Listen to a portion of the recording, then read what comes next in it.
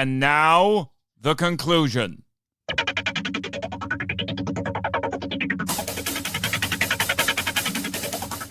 And, so then we get the travelogue scene, and we get the first musical number. And this one's in both, and this one's it's in both versions. Tivoli Nights. Okay, yes. Tivoli Nights.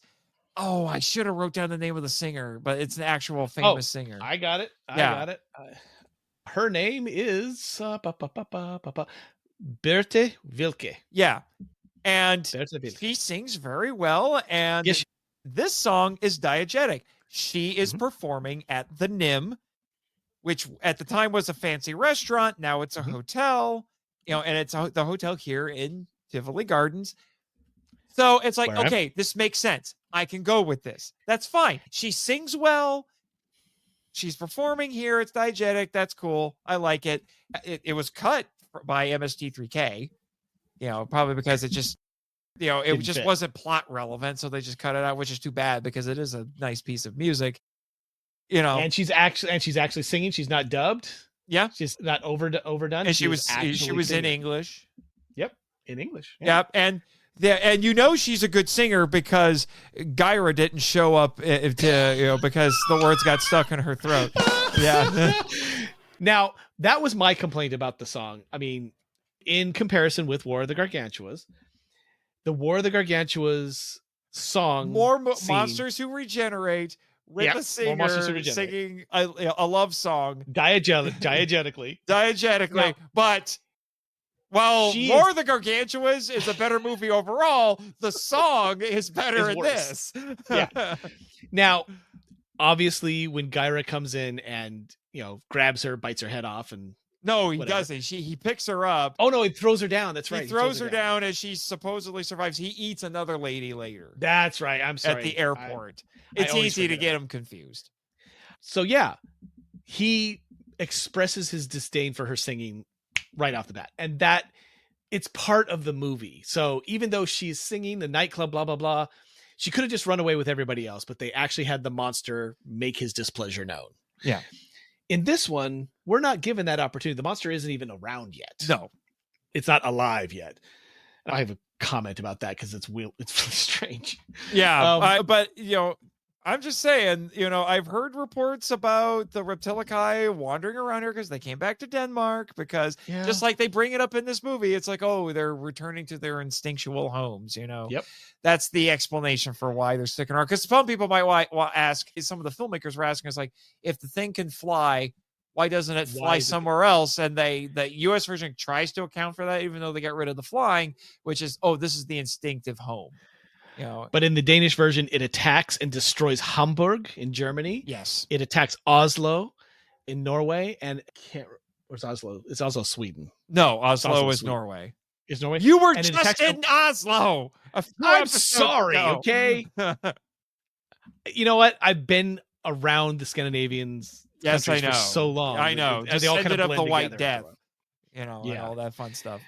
Anyway, well, that was Finland, so a little bit different. But yes, so yeah, though in the movie and in the book, it flies wide around the whole Teutonic area, just causing havoc, but it's always coming back to Denmark as its ancestral homes. And,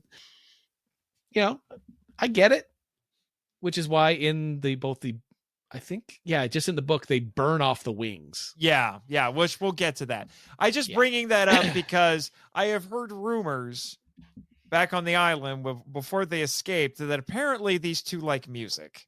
Really? So you might want to tell your friends down in Repti-Con that they might want to be a little cautious with the music, as that might attract them.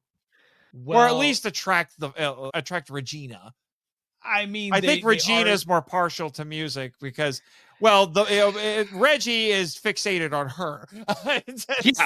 He's gonna follow her wherever she goes. Yeah, I mean, basically, a striking figure with her wings outstretched. So. Yeah, because he's got the dinky. He's got the dinky, useless wings. They are definitely doing the stage play, which does have. Yeah, we'll talk a bit about that. There was a stage play of this, which is really weird. I was wondering if the stage play was getting revived.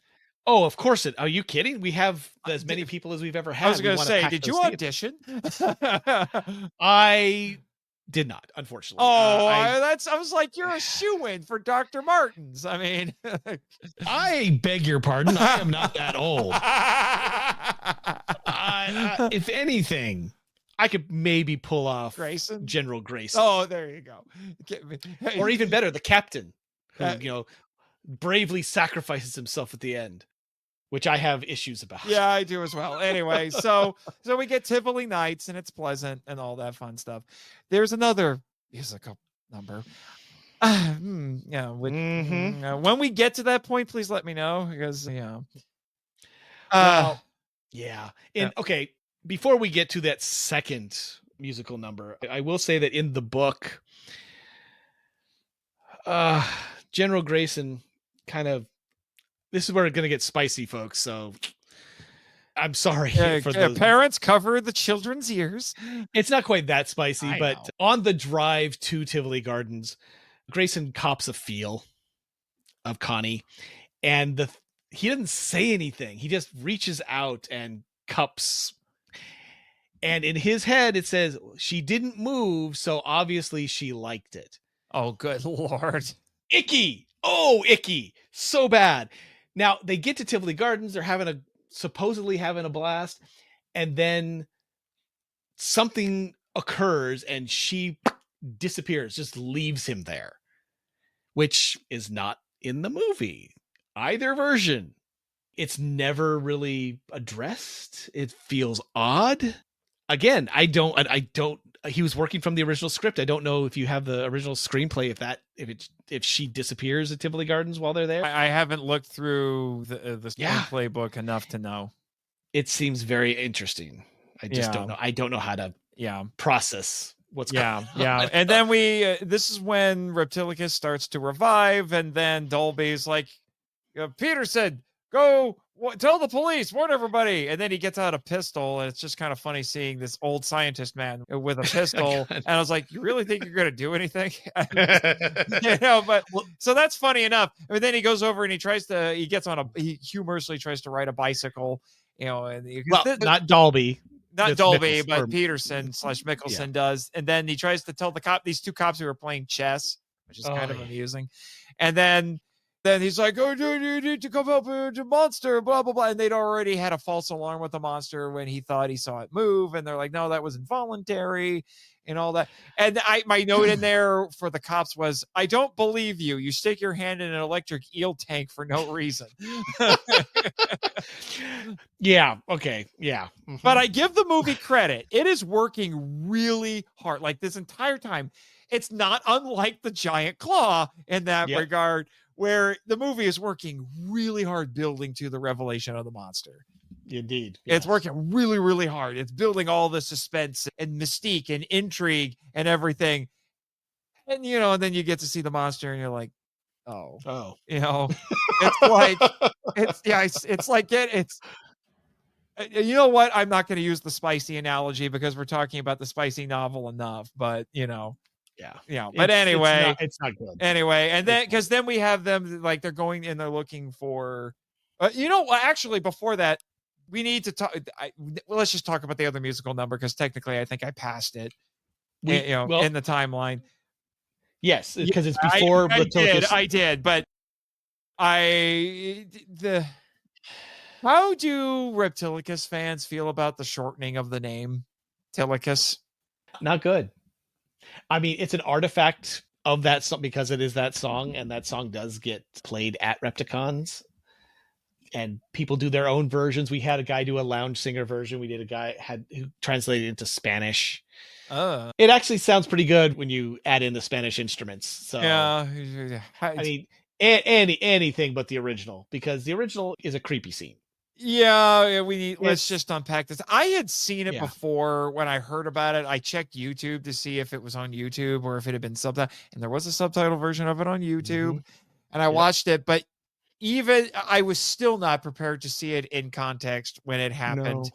And my note was simply the song, I have no words. Well, I do. Well, I have so many. But then my next line after that, when it got there, I was just sitting there, like I'm furiously taking notes the whole time. This thing starts playing out, and I'm just sitting there, my jaw hanging open. Jet knows. He saw it. Right, Jet? Right, Jet? Yeah. I definitely did not look like your face. I think that's what he said. No smiling. No smiling. And I'm just like, what? And then I couldn't take anything. I was mesmerized yet annoyed kind of at the same time. And I didn't know. And then, so I just wrote, the song, I Have No Words.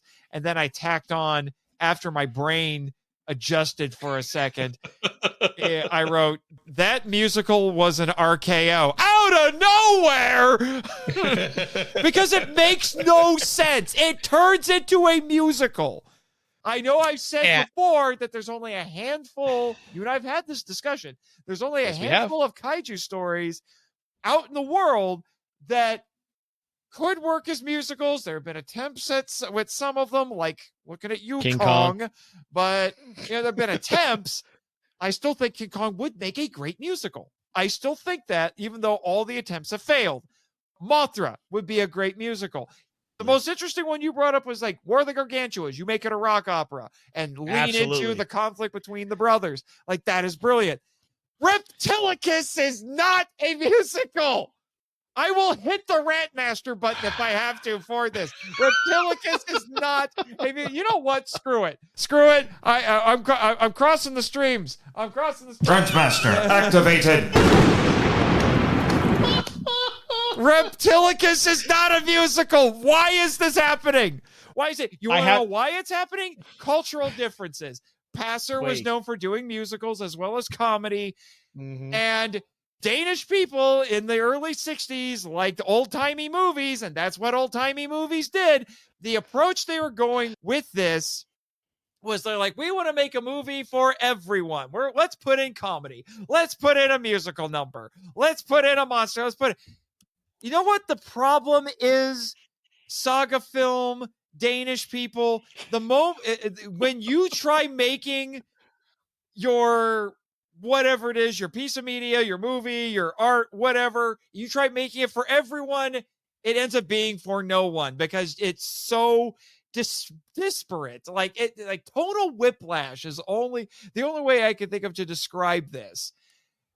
There's no way this would have flown in America. Say what you want about AIP mucking around with what Sid Pink gave them. I still think they were at least thinking, it's like, we have an audience in mind. We need to make this for that audience. And then, like you said, the entire scene is just bizarre. It's at a park. He's on a park bench. He starts singing. He starts dancing. And he's surrounded by children. We have Repti-Cons. It's worse than that. He is sitting on the park bench reading about the Reptilicus, which is still growing in a vat. In fact, this scene takes place before Tivoli Nights. Oh, that's right. I'm sorry. It's okay. We had to allow this one to percolate because the Rant Master needed to speak. So he's reading the newspaper. They're talking about the doctors working on it and General Grayson. Then the kids show up. Now, all these kids, the vast majority of them are little girls. Just putting that out there for the creep factor because it's very strange. And I don't think any of it's intentional. I don't think I don't think so either. Mickelson / Peterson means any harm to these kids at all. This is just purely optics. It's purely optics. They come up to him, and not only do they not say, hey, Peterson, hey, Mickelson, whatever, they say, hey, Dirk. That makes it even weirder because we never hear this character's first name. So apparently his name is Dirk Peterson or Dirk Mickelson. Unless this is just being super meta. I'm part of me is like the director said, hey, we're doing this at the last minute. This is like the 2 hours before we shut down filming. We're not going to give you a first name. Is that okay? It's just, the kids already know you because you're on every movie for the last 10 years. So they're just going to call you Dirk. Is that okay? Yeah, fine. I'm good with that. But he self-inserts himself as he's reading the newspaper to the kids. He's been reading by himself. The kids show him, hey, Dirk. He says, oh, and it is also being caretaken by Mr. Mickelson. And it's like, you're not even looking at the paper when you're saying that. So that's the beginning. Then they ask him, what is this thing? He says, oh, have you not heard about Tilicus? Beginning of the song. there is an oddity. The hugest oddity in this song. This, again, it is just an embryonic creature in a vat. It's moved a little bit, unconsciously, whatever. It doesn't even make sense. It doesn't make sense. This should have been later on in the movie, but I don't think it would have worked later on in the movie. It wouldn't, because he's gone after this scene, basically. Well, after the monster wakes up. But he talks about its size. He talks about its wingspan. He talks about it breathing fire. Why? Why didn't Reptilicus breathe fire? It's a dragon. It is a Scandinavian dragon. It should have breathed fire. Anyway, it was too hard. It was too hard to actually rig that marionette with a little breathing tube. I get it. Daiei used real fire to make camera movies. Daiei did not care about fire safety at all. These guys did. They didn't want to burn down their city. I mean, the American version added burning buildings in some of the shots. But no. Make the monsters.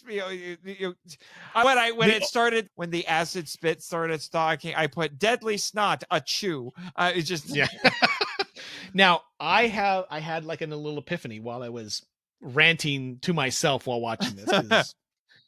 Did you know it was coming when you first watched the Danish movie? I knew exactly what was coming. I was prepared for it. I had seen the same YouTube clip that you did, and I had also previously watched the Danish version when I got my original bootleg copy. That's what I mean. When you first saw it. Oh, when I first saw it. Oh, yes. And I didn't know where it was going to show up, but I knew it was going to come. Okay. I did not expect it before Tivoli Nights. Yeah.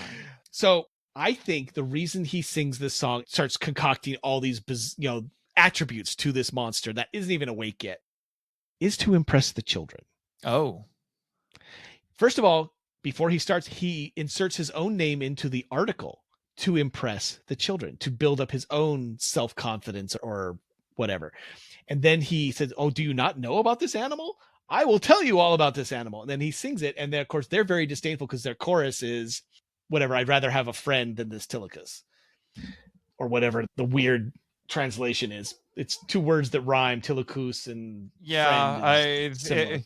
I'm referencing the book because the lyrics are there. Yeah. Anyway. Oh, good. Oh, good. Please tell me, because I know it's very the kids are very disdainful. I don't know if this is the same translation as what was on the Vinegar Syndrome release, but here's the first stanza. Tilicus, whatever. The incredible fable creature will attack even the largest trunked animals.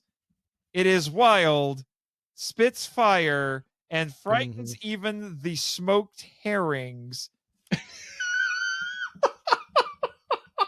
Chorus, come on out, little friend. Who is afraid of Tilicus? Yes, and that's it. He's telling them that he's basically telling them about a boogeyman, and they're going, "We don't get it. We're not scared. This is dumb." I love how this song unironically has the word kilometer in it. It just cracks me up. Now, the also interesting thing is during the song, he is leading them Pied Piper fashion in this little, it's not even a dance. It's just kind of marching around the little park bench area in a very snake-like Reptilicus fashion. And as the song is winding down, one little girl is standing by, and she can't be more than 5. I'm thinking maybe even younger. She's standing in a little pinafore dress by the bench. And Dirk is leading the kids off camera. And the last girl at the end of the line looks back over her shoulder, like to tell the little girl at the bench, "We're over here. You're supposed to be following us." She doesn't say anything. She just turns her head, looks, and the little girl like kind of wakes up. So, "Oh yeah, I'm supposed to be over there." And I'm thinking, this was 2 hours of prep. This was no rehearsals. This was spur of the moment. Get these kids, and they're probably all, either like locals who were in the park, or they are production kids, just who happened to be on set that day. It is the weirdest thing. The older girl's like, "We've only got one take for this shot. Get over here. Come on. I don't want to do this again. This guy, he sings terrible." Anyway, I don't know. This is the most unmotivated, incomprehensible pile of garbage in this movie. And yet, without it, there's something missing. Yeah, that's the weird thing. The Danish version I would argue it's probably a massive black mark on the Danish version because it makes no sense. I know it's there for cultural reasons, but it makes no sense. Yeah. You know, it's just ridiculous. It's bizarre to me, but if you take it out, the Danish version suddenly becomes a lot less interesting. That's the weirdest thing. And we all know it's not good. It's not good. And optic wise, in today's world, it's not acceptable. And yet it is the weirdest. You see why I love this movie? Yeah, it is like, it's just like you said, it's just so bizarre, but something's missing if you take it out. It definitely would not fly in the American version. Oh, it honestly doesn't even, like I said, it doesn't even really work in the Danish version, but no, it's like the weirdest, quirkiest part of either version of the movie. It's a cultural artifact that cannot be accounted for. It really can't. And I can tell you, if this movie did get a real deal remake and they're not trying to be ironic about it, they're actually trying to be serious about it, make a legit monster movie with a decent budget and all that, I would not bring this back, except maybe as like a little bit of a joke, like maybe like an in-universe artifact, like somebody, you know, like there's a song playing on the radio and it's this or something like that. Okay, here's how I would do it. Get ready for the rewrite, folks. Wait till the monster wakes up. Now, when it first wakes up, it doesn't necessarily cause any major damage. It breaks out of the lab, it goes into the ocean, so they know it exists. Then, like all doubting people on the other side of the country, a rock band or a folk band or something. There is actually a band called Reptilicus. Exactly. And so they make this, what do you call it? Icelandic metal band.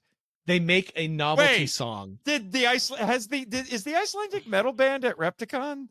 I think they were asked, and I think they passed. Oh, anyway, I didn't see them on the itinerary of musical acts. Yeah, but I guarantee you, Kevin will try to get them on the island. But anyway, you were saying. Oh, I'm sure, and he'll probably be more successful. I mean, he has remarkably deep pockets for a lounge guy. Yes, but he runs the Marketlight Lounge. So anyway, you were saying. Does he, or does the lounge own him? Anyway. So yes, let's go forward a little bit to when the monster moves. No, I thought you were going to finish explaining the song. I explaining my song. Yeah. So this folk trio or whatever does a novelty song of Tilicus. And, to get everybody, kind of like how in Spider-Man 2, when the Asian lady with the violin does the 60s Spider-Man. Just like,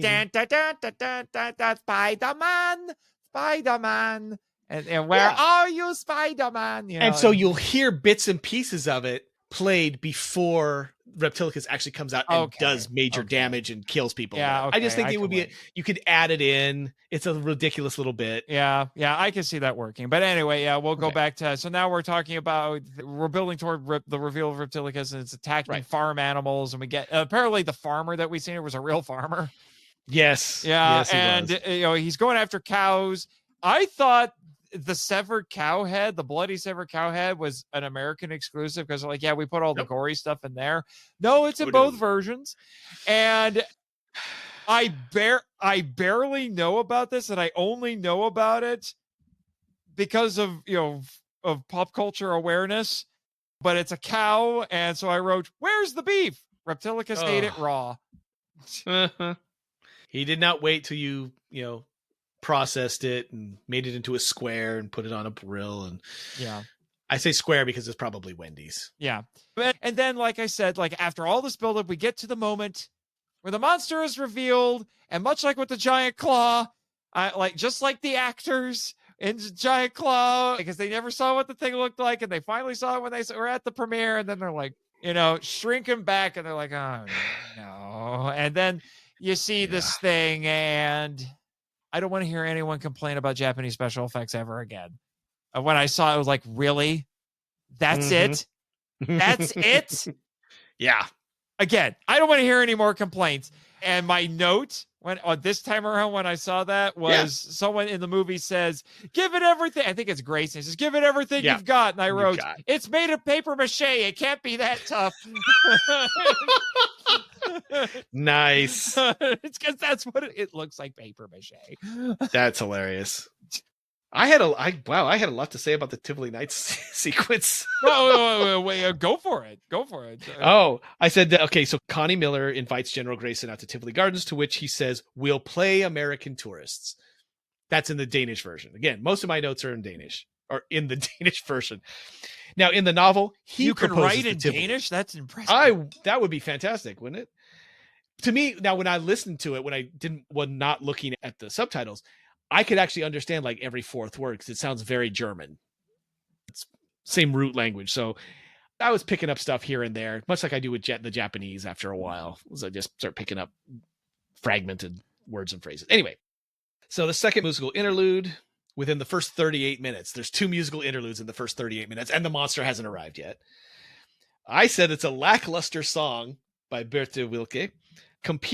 She competed better than Tilicus. Still better, way better than Tilicus. Still better than the winds get stuck in my throat. Yes. Well, she's not pitchy. Yeah. At least she's not pitchy. Now, she competed and participated. Jed, how dare you say that rhyming word?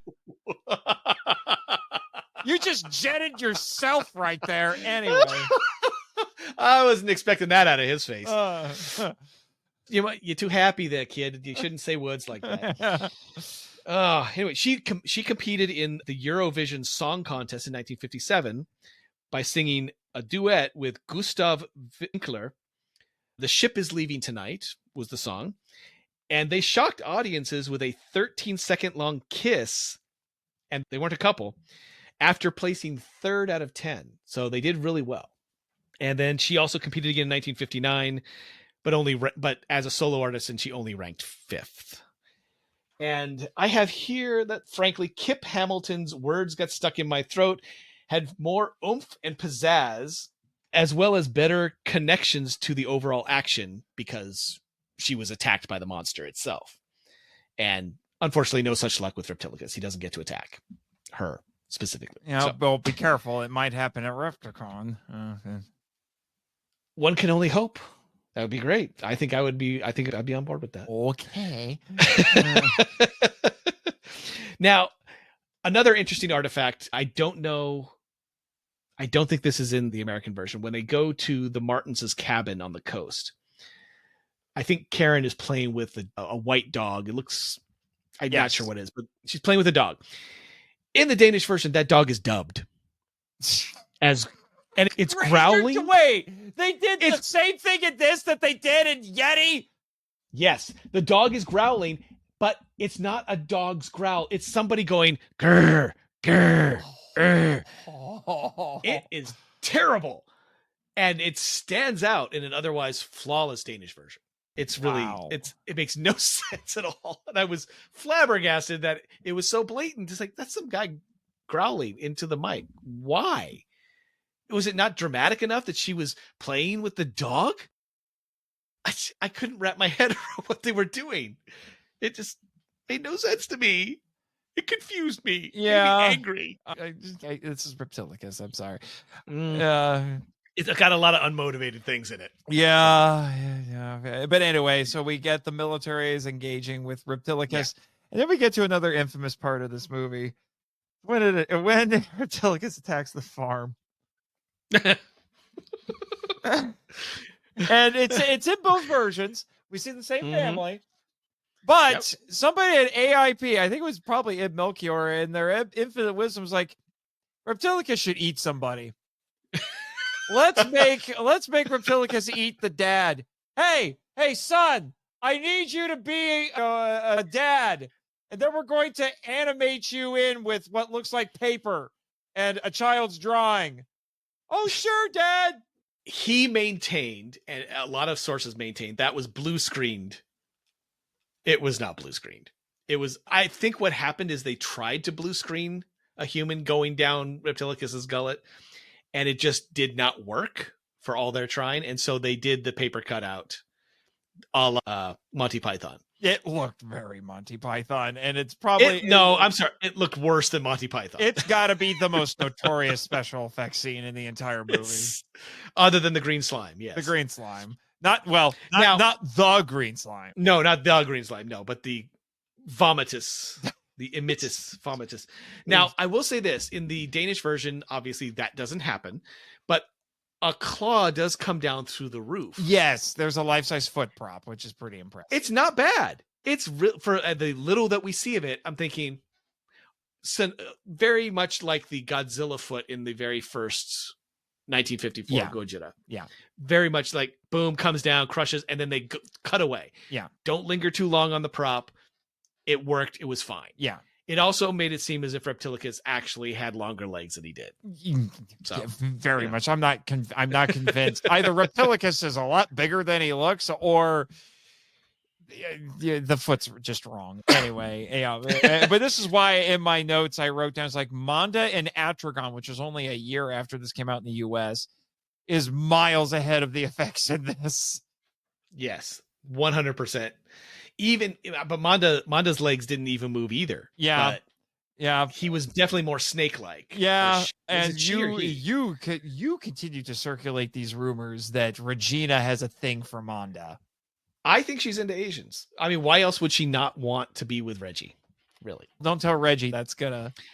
I don't know. You know what? He's simping so hard. I don't think you can break his heart. No, he's besotted, as they say in the old texts. Yeah, very much so. Also, and then we get to the depth charge scene where they're going after Reptilicus, and that's where what's funny is we're intercutting between the very impressive military footage and an aquarium toy getting blown up. Yeah. Because that is definitely an aquarium. Yep. Oh, the cloudy water. That's actually what I wrote in my notes. I said, no, not my aquarium toy. I have in my notes about Reptilicus's first appearance. It's like, I'm really enjoying it. It's like, beautiful countryside, rolling green hills. Why is the atmospheric music so dire? Ah, yes, a defleshed cattle skull, of course. Normally those aren't in season until February. Bucolic rustic scene, everyone in blue checkered flannel is that marketing for some reason? Blue checkered flannel, because the whole family was wearing it. Giant foot claw prop comes through the roof.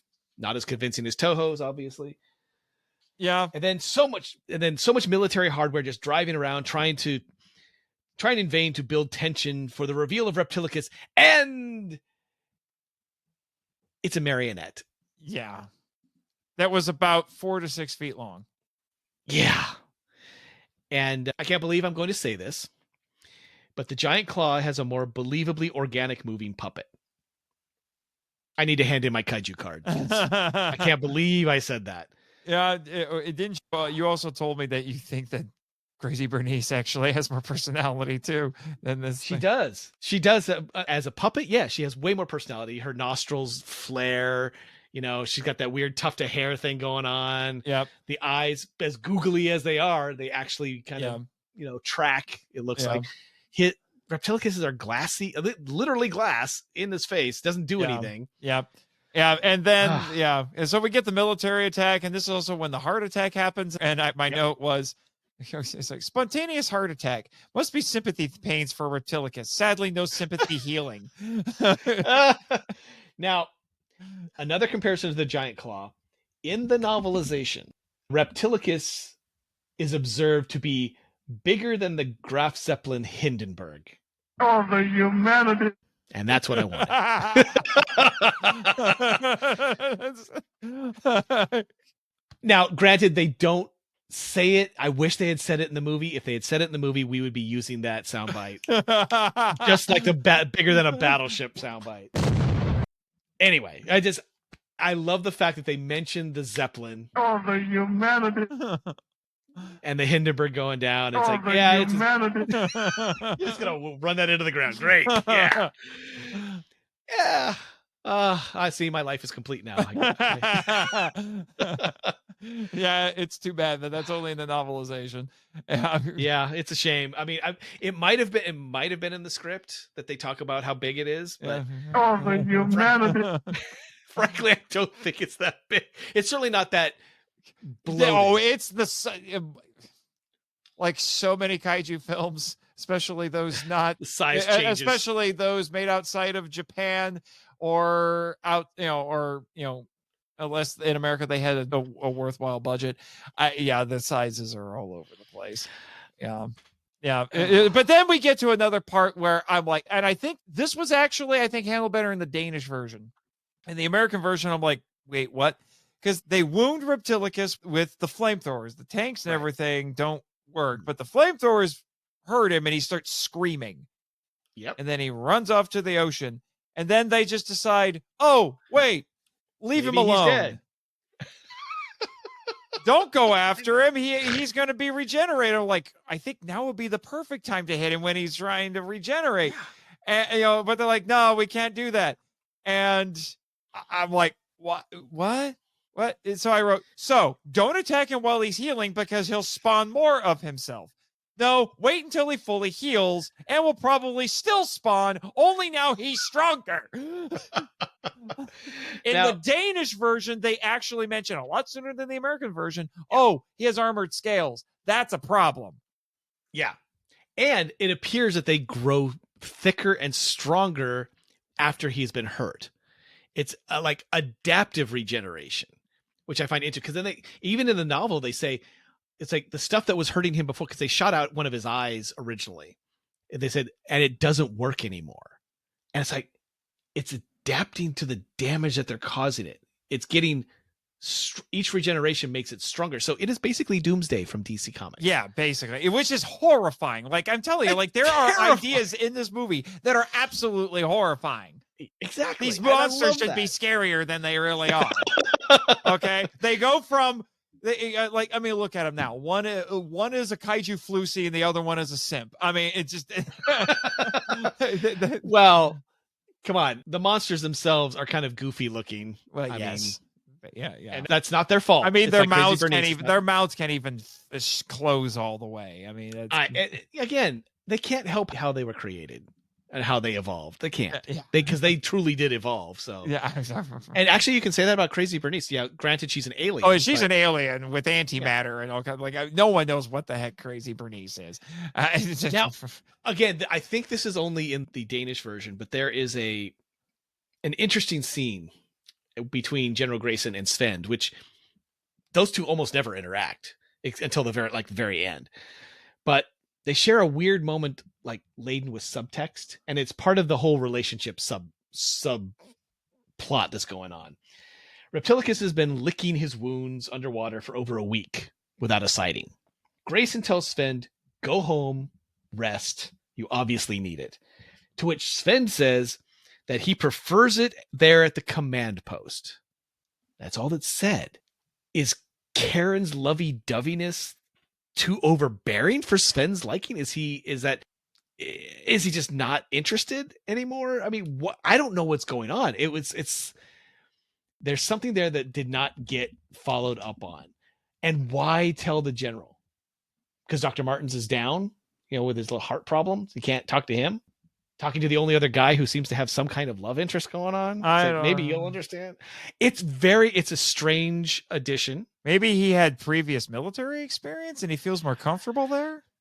It doesn't seem like it. He seems like a kid, True. Even though he's not. He's a young engineer. Maybe he's like 29 or something, because he seems very young and very unsure of himself, especially when in the beginning, when he's being grabbed by both girls. And she's like, yeah, it's like, what? It's like he has no backbone to defend himself, and it's like, no, I don't want to do that. Nope, he doesn't have an opinion apparently. Anyway, I just sounds like Reggie. Oh no, he's simping for Karen. Except in this scene where he's like, no, I'd rather be here. She's like, it's too much. Yeah. Well, he also has a scene where they try to give. The American version has a moment where they try to make some pathos, because he's like, whenever I see think about the blood that was on my hands, I feel like it's the same as those people. And then was it the girls? I think it was like, oh no, it's fine. It's not your fault. Because he tries to blame himself, and that lasts for all of 30 seconds, and then we move on. And I'm like, well, it's the whole, it's the Karen just saying, no, it's fine. You can't be held responsible for this. It's like, well, kind of, he did dig it up. Yeah, but he didn't know. No, he didn't know.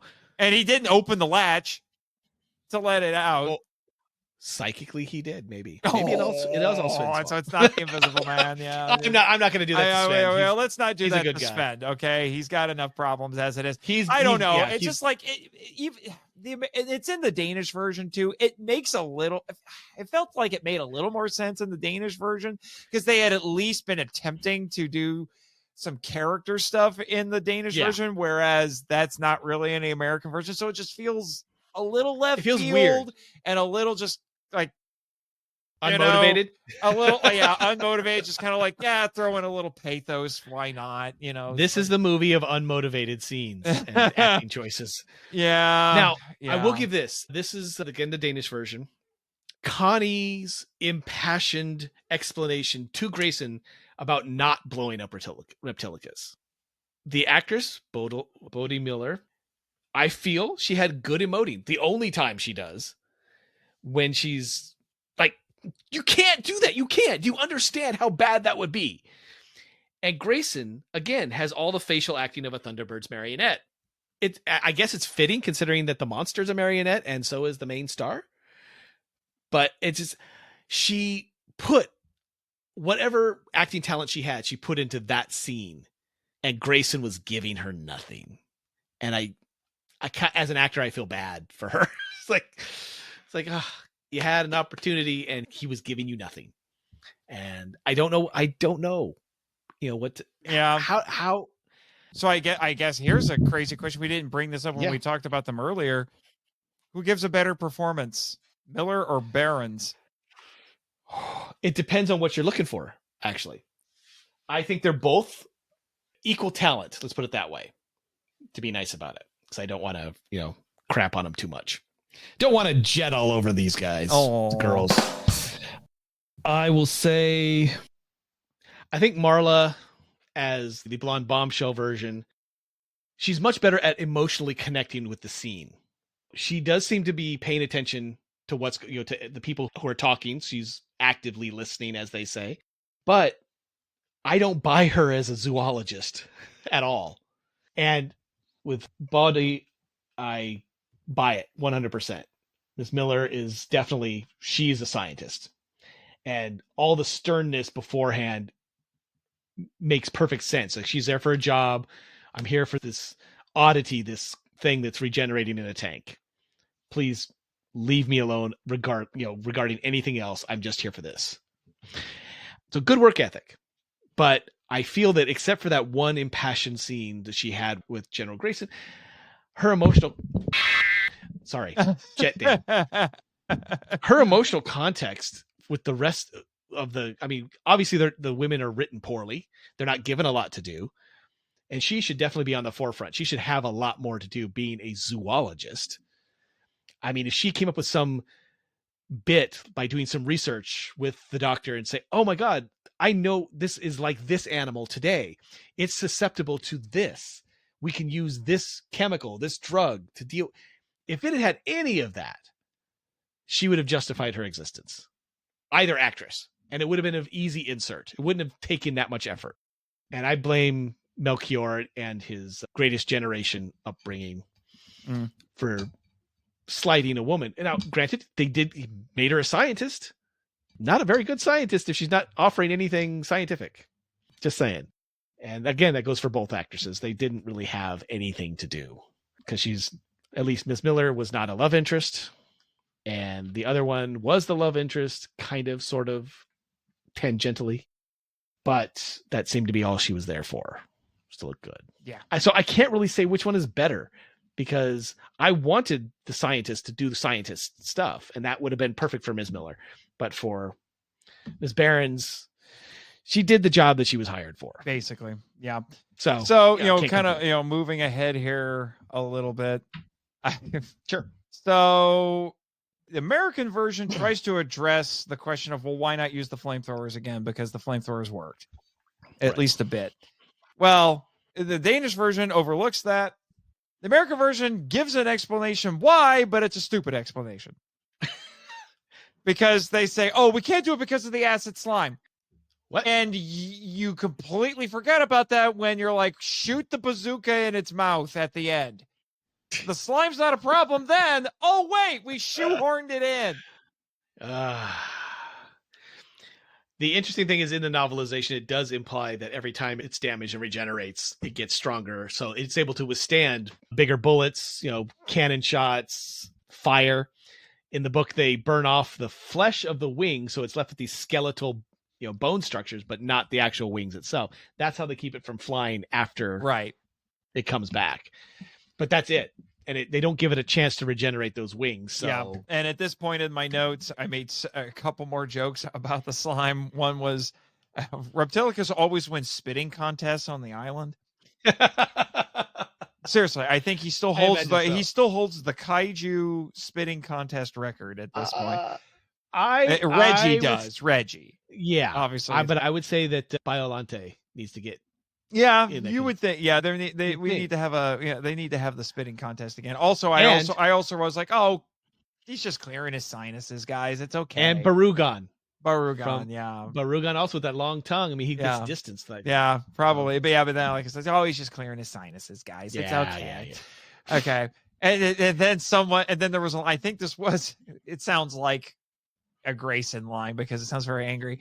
He says, clobber him with our heavy stuff. And I wrote, like a hammer. No. Just use a wiffle bat. That's all you need. It's a puppet. It needs to be a pretty big wiffle bat, but Okay. Now we all know it. It's infamous. It showed up in stills and magazines before we ever saw it. And it did show up on a commercial, strangely enough, a little 1-minute commercial that showed back in the 70s, scenes. I think it was. The flying scenes. Here is my notes on the flying scenes. Oi. Poorly conceived, poorly lit, poorly filmed, just all around poorly executed Reptilicus flying scene. Or rather, gliding into power lines that spark nicely, by the way, before sliding. It doesn't even land. It slides right into home plate. That's the first scene. The second scene... Regina is a much more graceful flyer in real life. I hope so, because according to the book, Reptilicus is supposed to be an excellent flyer. The wings are just massive, so we'll go with that. The second flying scene is over a darkened Hamburg, Germany. There are fires everywhere. That's fine, implying that there's damage been caused. I mean, at least they're trying to make it look moody. They're trying. Yeah, but it's just so dark and grainy, and it's just bad. Film stock is obviously terrible. There's actually anti-aircraft weaponry hitting Reptilicus in that scene. No sound effects, though. No explosions. And again, I think the original film stock is damaged or just not taken care of, whatever. And it was actually hitting the monster. You could see it go like tweak. So they're doing something with the puppet. Who knows what? But the two scenes, that's all there is. And boy, am I glad that they stopped. Because as interesting as it would have been to have a flying snake-like dinosaur thing, if you can't realize it properly, and this is why I think that the Giant Claw was better conceived marionette. Right. Now, granted, its wings did not flap appropriately, and it did kind of do those weird S-turns where it's just you moving the wooden sticks, but it still made more sense. Yeah.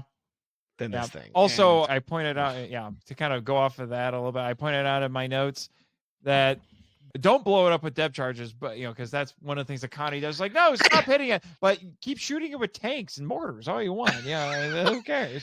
Well, those are more penetrative than explosive. Oh, I thought you were going to say those were more petty. Well, they are. They're just going to bounce off. So Super Reptilicus, stronger than mortal man. And it was at this point that it was after the whole hypo thing, and then we have another moment where like both the girls are going a little crazy over him, and I wrote down, blonde dude is one chick away from a harem anime. Oh no, Ranma 1/2. All he had to do was subtly get the attention of Connie, and then it is a harem anime at this point. I got it. It's the reimagining of this as a romantic comedy called Svenda 1/2.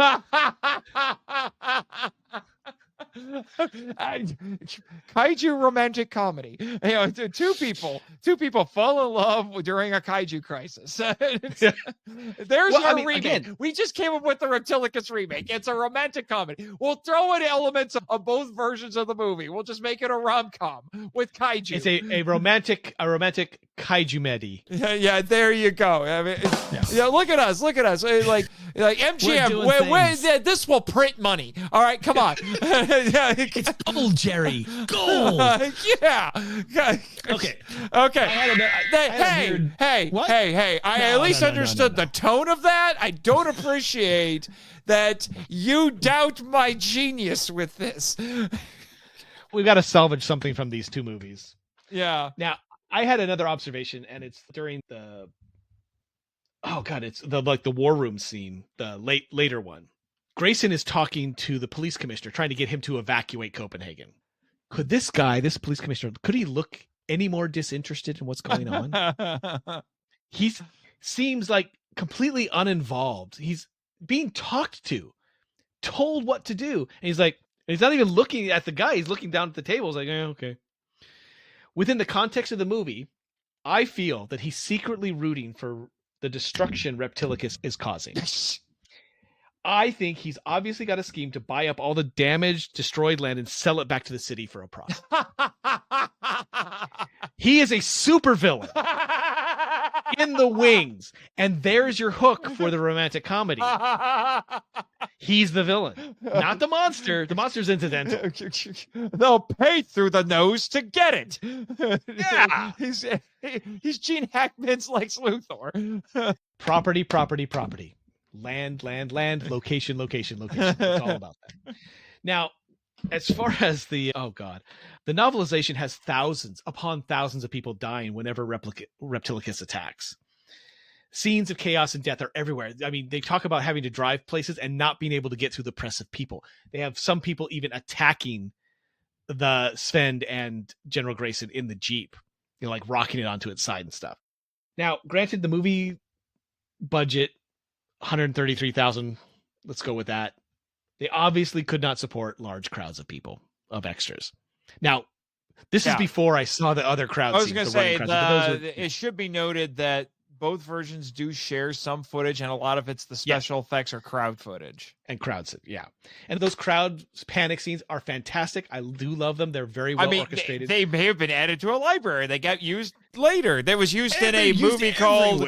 It got used in a movie called The Bees. So it was a... 1970s. Bee 1970s movie. Yeah. And it was also used in South Park. Oh yeah, it was. That was during the giant guinea pig. Yeah, I'm startled episode. Yeah, I'm so startled. Anyway, but before they got to the crowd scenes and everything, I just made the observation that it reminded me a lot of the 1960s Avengers television series from Britain, where because they couldn't afford extras, they filmed on deserted streets, and gave it a very kind of avant-garde, weird, strange quality to London. And I felt that they were it's like, okay, I can kind of get behind this. I mean, yes, Copenhagen is extremely populated, but this is interesting that they're going with a kind of a deserted, like the monster has caused the place to desert. And then literally after I finished writing that, oh, hey, running crowd scenes. Yay. Yes. Like it happened like right as soon as I made mention of it. Yeah. Like, so I don't know what to think. Were you all hiding in your houses before? Like during the air raid, just stay in the house and don't move. And then suddenly, monster in the city. Now you got to run. Yeah. Okay. Come on. Guys. Yeah. I would like to point out, speaking of Reptilicus attacking, there is a special effect shot that I swear is not in the US version where it looks like this stupid puppet accidentally knocks a church onto itself. And I'm like, I was like, you're an idiot. It's Reggie. No, it's the Danish version. It's Regina. She has like this moment of stupidity when she knocks this church over on top of her. It's also in the American version. Oh, it is. I could have sworn. Yeah, it's the same one. I noticed it when watching the Danish version. I must have missed it the first time. So it probably was Reggie. He's the one who's dumb enough to do it. Also, ironically, and there's a tower in Tivoli Nights. It's called the Chinese Tower. And Reptilicus wrecks it. I know. He just had It's to. the definition of irony. Well, I think he was angry that Regina, has the thing for Manda. So that's probably why he went after the nearest Asian flavor. The Asian looking thing. Also, ambulances are like squirrels for Reggie. No He's just kidding. like, My he's God. just like rampage, spit. It's like squirrel. Ambulance? Ooh. Squirrel? So it's like it's the one thing he has in common with Raymond. They're ambulance chasers. Oh, forgive me, Raymond. I had to. You're gonna get a note, a cease and desist letter right there. I just say it was just so funny. He's like, ambulance. Okay, that had to be Reggie. Reggie's an idiot. Yeah. Let's talk about the attack on Copenhagen that Reptilicus perpetrates. He seems to be keeping to the streets, right? Mm-hmm. Like he's staying down the paths. He's not actually doing any kind of damage. But I have grave concerns about the Danish military and their artillery corps. They quite clearly blow up a building behind which Reptilicus is hiding and doing absolutely no damage to the monster itself, right? Even Sven says, Reptilicus at the stock exchange? The damage will be devastating. Who from, Sven? Reptilicus or the Danish artillery? I think we know the answer to that question, Sven. Believe me, and the puppet gently banging its head against the building and not even causing the paper-thin plasterboard to quiver is just comedy gold. I think I see why the Danes think this is hilarious. Because, it's going to be devastating. Donk, donk, donk. Nope, not at all. If this is a comedy, it's accidentally a comedy, I feel like. Dirk Passer. Okay, he's intentionally comedic, but everything else I'm not 100% sold on. Okay, yeah, I point out also that the nice scene between Grayson and Dr. Martins. Yeah. Oh, forgot about that. Every time I see a crowd running scene, I can't help but think, there's a flash sale at Macy's. Run, don't walk to your nearest store. Yeah, that's an obvious joke. Yeah. All right, well, we need to talk about the end of this movie. It's basically the same in both versions, where the solution is very Beast from 20,000 Fathoms. Yep. Shoot it in the mouth with something. In this one, it's a sedative. In Beast from 20,000 Fathoms, it was an isotope. There's just one major difference here, though. Mm-hmm. First off, we're for plot reasons we're ignoring the slime now suddenly, even though a bazooka is only going to have slightly better range than a flamethrower, but whatever on that. Okay, they said it's going to knock him out. It's not going to kill him. At least the isotope killed the Rhedosaurus. And then they don't address the fact, despite trying to give this puppet a Shakespearean death where it's like flopping around and doing death throws, and then like it falls down, and then everyone's like, "Yay, we won!" I'm like, "How long is that sedative gonna last?" Did you calculate for weight? You've knocked him out. He's not dead. We have already established that this thing is nigh indestructible. You knocked it out. What's the plan now? There's like 10 minutes of movie left because now you got to deal with the unconscious beast. Nope, it's over because they're just like, we win. And I'm like, no, you didn't. This is temporary. Where's my button? You know what? Just Grandmaster. No. Grandmaster, activated. That's the wrong button. What the heck, Jet? Yeah, I was just like, it's out. He's only knocked out. You still got a problem, which is why they're on Monster Island, because clearly they didn't die. Now, you said in the novelization they addressed that issue. Yes, they do, and I love it. So the monster goes unconscious. They rush over. These trucks unload dozens of soldiers with crow and pickaxes, and they basically rip out all the scales that they possibly can, and they are thick. They talk about being like armor, like 3-inch armor plating. And Grayson is constantly thinking, he's like, hurry, you gotta hurry, we don't know how long it's going to be knocked out.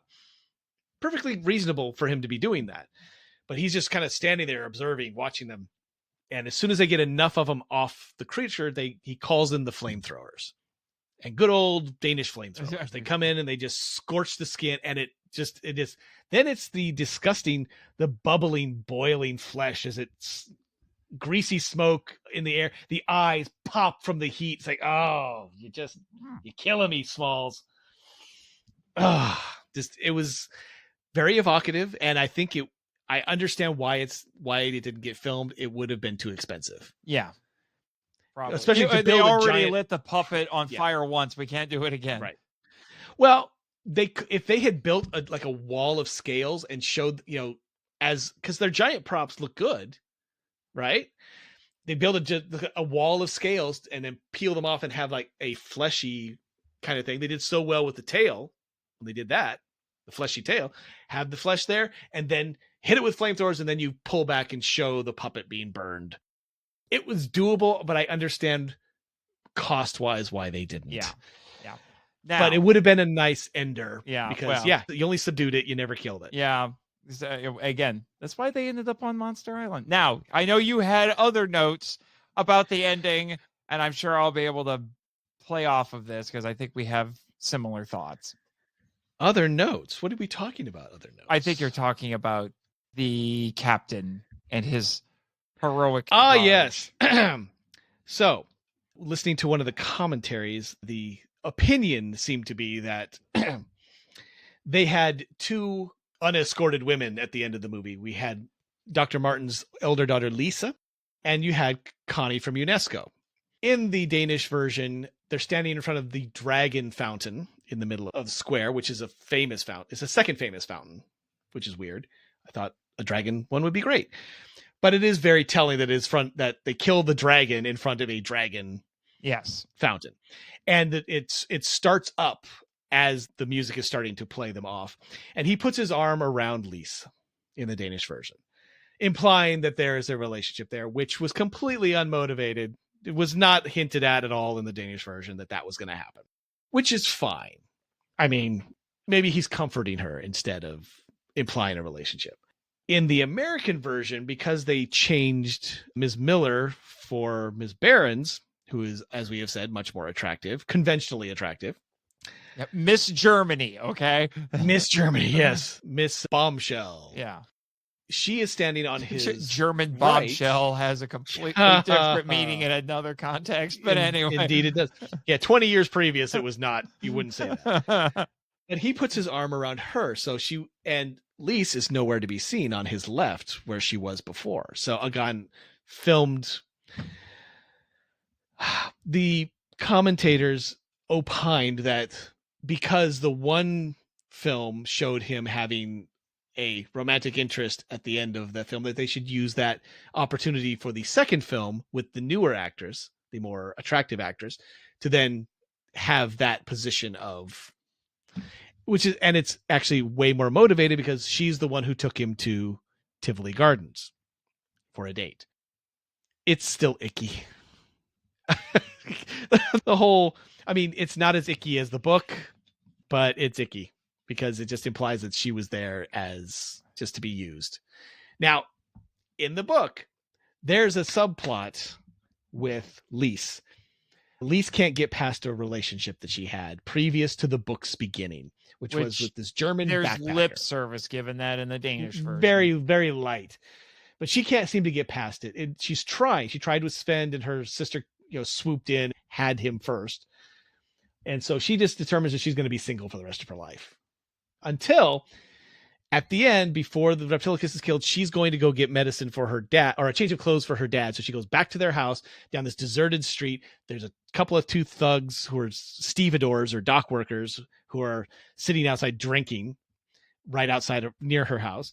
And they try to do a little graping on her to be nice about it. But it's just not nice. Again, it's icky because she's literally on the ground. She is ready to be assaulted. And a boot comes out of nowhere and kicks the main guy in the temple and knocks him right out. The other guy gets up. Boom. He gets hit in the face. He's down for the count too. His name is Detmer. And he is the German backpacker. A completely new character who's not in the movie at all. Right. Completely not. And he picks her up and she said, "What are you doing here?" And he says, "Well, when I saw what was happening, I had to come." Just because Hamburg was destroyed? You knew that, right? Anyway, he says, "I couldn't not be here. She says, but you told me you went back to your wife. What about her? She says, oh, I lied because I didn't want to necessarily be in a relationship. I was scared. So she is trundled off with her own love interests. Grayson has Connie. Sven has Karen. Everybody's happy except, Reptilicus. Oh no, he's just unconscious at this point. No, in the novelization, he's barbecued. Well, no, he hadn't been killed yet. He hadn't been destroyed yet. This is before that happens. This is like a kind of tangent before that happens. But I think the only person who is unhappy. Oh, that's the other thing. The captain in the Danish army. Yes, I was going to say, I thought it was going to be about this guy. I honestly find his sacrifice to be a little pointless because, it is incredibly. Because they're like, oh look, he's distracted by the ambulance. We need to distract him again. I was like, then go get the ambulance. It would have been so. Or military vessels come with their own little sirens. Why didn't you just turn? Or I don't know, honk the horn. No, this guy's like, well, it's time for me to heroically die today. And then he gets in his Jeep and drives off. And then it's just squish. And I'm like, what kind of distraction was that? What did that accomplish? You know what? We're doing it again. Ranchmaster activated. This guy's death was just kind of pointless. And okay. It is basically the same in both movies, right? Yes. The captain suffering from a head wound. You can see it plainly. He's the only one who's bloody. Takes it upon himself to rush with the Jeep to get Reptilicus's attention, right? He knows what's going to happen. He knows what this is. Dean Owen in the book does him dirty. So dirty. Didn't you tell me that it was like he went nuts because of the head wound? The head wound was causing him to be woozy. He's back behind Grayson. He's barely holding on to consciousness. He's in his Jeep already, and the ambulance goes by, distracts Reptilicus, and in his head, he kind of goes a little weird, and he starts the Jeep and he starts driving and to go follow the ambulance. Reptilicus then turns to him, and the captain panics, throws it into reverse, and tries to get away from Reptilicus. Drives around one of his legs, and then, of course, gets squashed, blah, blah, blah. And then, of course, the rest of it all ends up the way it does in the movies.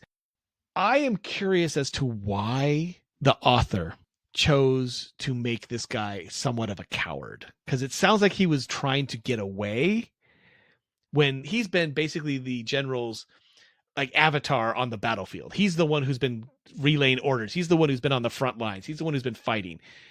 He's a little bit hurt. He's a little blood coming off of his head. And then he chooses to try and escape Reptilicus. In the book, tries to escape and gets confused. It's like, so it's not the heroic sacrifice, dubious though it may be. It's an unmotivated. What? That just sounds. That's the word I keep hearing for this. Unmotivated. What? Everything in this movie is unmotivated. It's unmotivated. Yeah, and it has a lot of unmotivation in it. Yeah. But yes, those are the now, here's an interesting thing. There was a last line in the movie that was excised after the premiere. This is in the article from Video Watchdog, the article written by Barbano. Nicholas Barbano. This guy, he actually got to interview Ib Melchior and read Sid Pink's autobiography, which he said you have to take with a truckload of salt.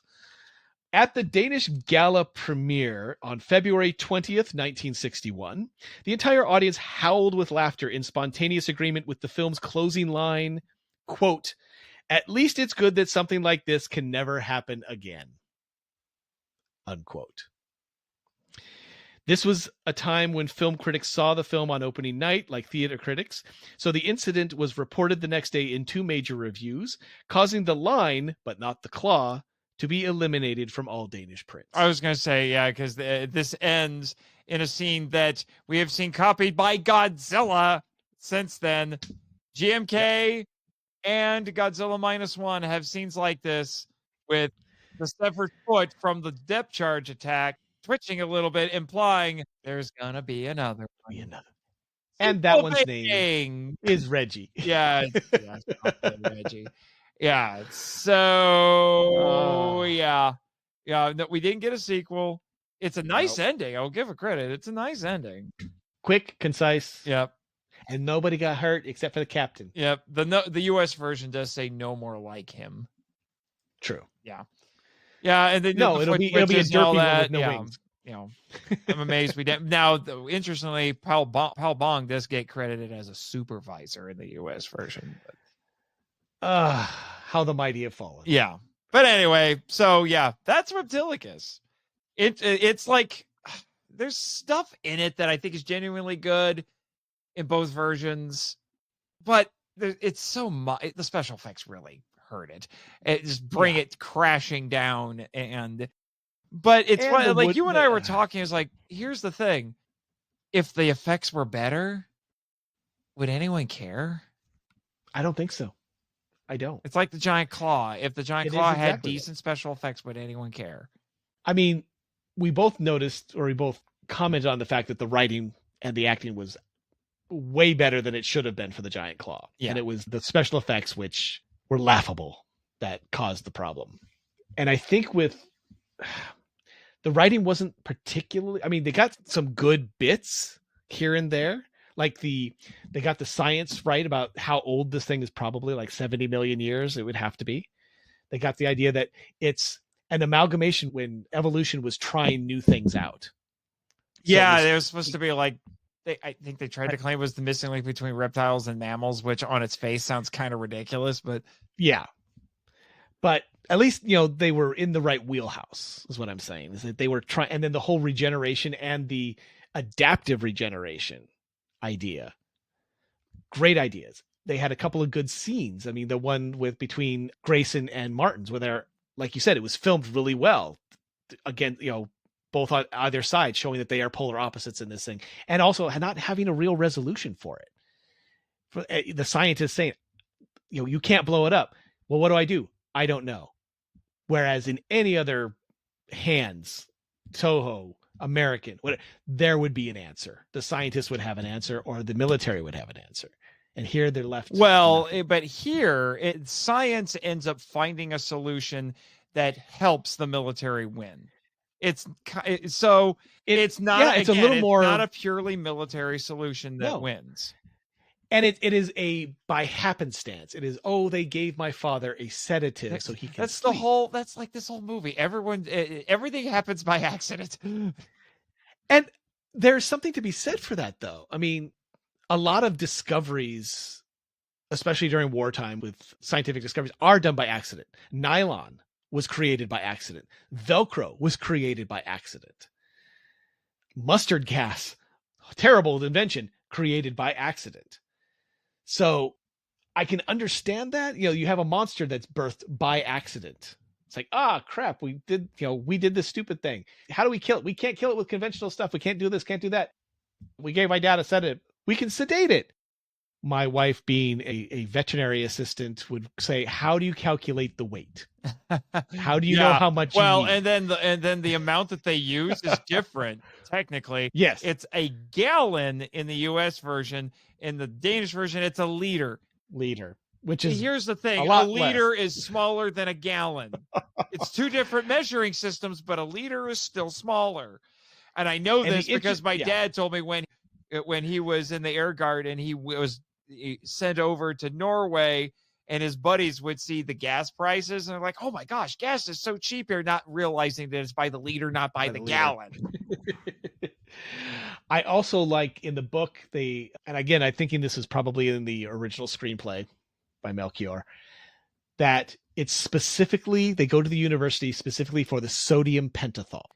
They ask Lise if she, how much do you think is there? Do you think there's enough? She's, we can make more. And it's because they've been doing experiments on apes and monkeys.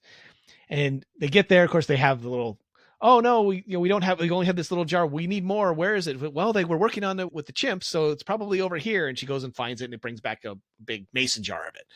And they still have to make more. It's like, okay, sodium pentothal is not a controlled substance technically. So I guess you could make it in a lab at a university. But yeah, by the way, the sedative is synthesized by the women. That's interesting. Yes. because Connie and Lise is in the university. She is still in university. I don't know what she's studying because they never talk about it, but Connie is a zoologist. So she is a scientist and she probably knows about sedating animals. Mm-hmm. So she might have some generalized idea of how much she might need, or the general might need to sedate an animal that size. But it needs to be precise. You either sedate it or you kill it, or it has no effect at all. Odds are not good that you're going to get it right on the first shot. Yeah, but this is, movie logic. It's a movie. Yeah, it's a movie. So yeah, so they get lucky. Yeah. So real brief, and then I'll talk about a few bits of trivia about this movie, about the afterlife for this movie. And that is, which version's better? It's the obvious question to ask. And I think I land on the American version, but only barely.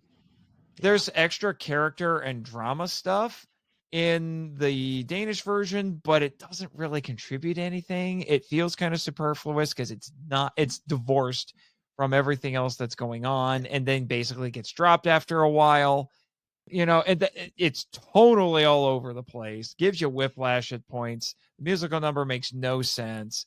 At least Tivoli Nights fits with everything that's going on. And the American version definitely wins in the style department, with the cinematography. It's just far more, it's a much more interesting movie to look at when the scenes are clearly different. A lot of them are filmed basically the same, but when they're different, the American version wins on style points, I have to 100%. Say. Debating the Connies, like you said, they kind of break even. There's, you can't really, it's hard to really pick one over the other. The performances overall are about the same. The ADR becomes increasingly more obvious the longer you watch the American version. Yeah. So you're not really getting the original performances. At least you're getting the original performances in the Danish version. So, there's a lot of back and forth, but I think the American version, largely because it's more consistent, and I think it's a much more interesting movie to look at overall. Yeah.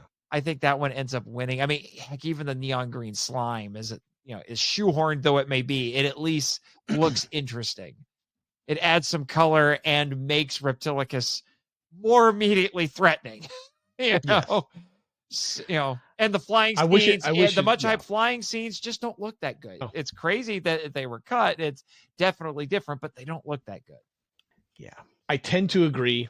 And again, nostalgia wins out over the original, what was originally filmed. I've seen AIP's Reptilicus dozens of times over the course of many decades. So yeah, it's going to get more love just because I'm more familiar with it.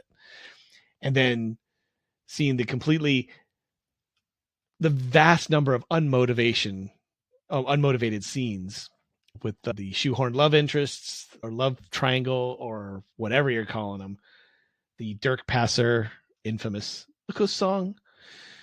Yeah, they're interesting artifacts. They're fun to make fun of. They don't add literally anything, and which is, you could see why it was so easy for AIP to just excise those things and just add. I will say they added a nice bit. They showed actual maritime disaster footage, claiming that these were Reptilicus inspired things that happened in place of these, like the beach scene and the song the Tilicus song. So again, on that note, the American version wins out, and it hurts because I'm usually all for originality, or for the original to be held up as the better film. But this isn't even a case of Gojira and Godzilla King of Monsters. No, it's not. And the only reason the Danish version came out first is because they didn't have to make any changes. Sid Paik was suing everybody and giving Raymond work. Or at least something to fight. Yeah. But yeah, I will never not love this movie for its kitschiness, for its craziness, for its interesting and weird choices. I'm glad eternally grateful to Vinegar Syndrome for finding and securing both copies. And while I wish they would have given the Danish version a better treatment, even cleaning it up as well as they did and providing subtitles, that's better than anything we could have had previous, because we didn't have anything. So commentaries were fantastic. Special features were very informative. And quite frankly, like I said, Sid Pink was the used car salesman of producers in his time period. And I don't think he needs more credit. I think he needs understanding of who he actually was and what he achieved, whether for good or ill. He was able to bully the Danish government into doing something that they had never done before. And just for that alone, I think this movie is a worthy entry in kaiju fandom. And I think it should be watched. I do think people should watch it. If nothing else, at least watch the MST3K episode. It's a funny episode. It's an excellent episode. The song that I play at the beginning of all of the episodes this season is one of the big reasons you should watch it. It inspired a rap. Go figure. Reptilicus inspired a rap. Every country has a monster. And there's what you said, Icelandic metal band. An Icelandic metal band called Reptilicus. I mean, can you imagine how crazy would it be if you got all of these metal bands named after kaiju to go on tour together? Like you have Gojira and Reptilicus. Yeah. That would be actually, I would. And then there's a band that's just called Kaiju. Like you get them all on a tour together. It would be amazing. I would go. I don't know any of their music personally, but I would go. Yeah, now I suddenly want to look up, this Icelandic metal band called Reptilicus. Go check it up on Spotify. But hopefully they don't all sound like the only other Icelandic singer to be famous, Bjork. Oh, yeah. So a little different. But I will just a few quick things, and then we got to move on to the Toku topic, which I realized not too long into our discussion, I forgot to mention what that was. My apologies. But anyway, we mentioned before there was a stage version that is apparently being revived at Repti-Con this year. Oh, yeah. I couldn't believe it. I was like, there was a stage version. Yeah. There was a stage And you know version. what? It was performed only once. Oh, that's a shame. April 25th, 2010. It was considered an experimental stage play. And I'm probably going to butcher this name, but Skolfylhasets Portsin, which is in central Copenhagen. It was a co-production between Event Ministeret and CPHPIX. It's all capitals. Okay. Titled Let Reptilicus Live. Wow. It was an adaptation directed by Line. It's actually spelled like the word line. Line Paulsen. Probably Lena. Yeah, and all the roles were, it says all the roles, but then it gives the cast. So it says all the roles. Like, what? It was all done by one person, even the monster. What? I am Reptilicus. But Truls Thorsen, Johannes Lenore, Martin Grice, Jeanette Lindbeck, Larson. Okay, that's 3 names. And Signe Eggholm Olsen. And there was an uncredited puppeteer for the monster by moving shadow puppet. That must be another part of the experimental part of it. Reptilicus is the shadow puppet the whole time. That makes sense, actually. Yeah. Okay, it says theater critic Jens Ostergaard wrote in Kulturnaut, like Culture Knot, I guess, on the 26th of April, so it was the day after. Quote, not since Turbo Town, whatever that is, and Turbin Helerne, I'm horribly butchering these, has the audience cheered and laughed so enthusiastically at one of the Royal Theater's stages. Reptilicus is wacky and brilliant entertainment performed with great love for the old Danish monster movie, end quote. Nice. Very nice. Sounds like it's almost like it's almost like Little Shop of Horrors in reverse. Where it's a no, it isn't in reverse because it's a movie that inspired a stage adaptation. Okay. Yeah. So there you go. Also, Pink wanted to remake the movie in 2001 because of the quote unquote success of Godzilla 98. My God. Yeah. Wrong motivation, Pink. Yeah. Again, well, at least it's actual motivation, but Indeed. Yeah. Also, we talked about how this kind of accidentally became iconic just because it kept showing up. Because Reptilicus basically became the unofficial mascot of AIP's drive-in movies. Yeah. And that's because it kept showing up. Clips of it kept showing up on TV. And apparently there are 3 instances where it showed up on a TV show. And they were all sitcoms. Completely unmotivated. Yeah. So it showed up in 5 out of the 59 episodes of The Monkees. Yeah. Yeah. It says, quote, frequently included an unused bottom view scene of Reptilicus roaring down at the camera, as well as scenes from the film with an added animated steam shooting out of Reptilicus's nostrils, which were either unused visual effects scenes from the film or unused scenes from it that were added into the TV series. End quote.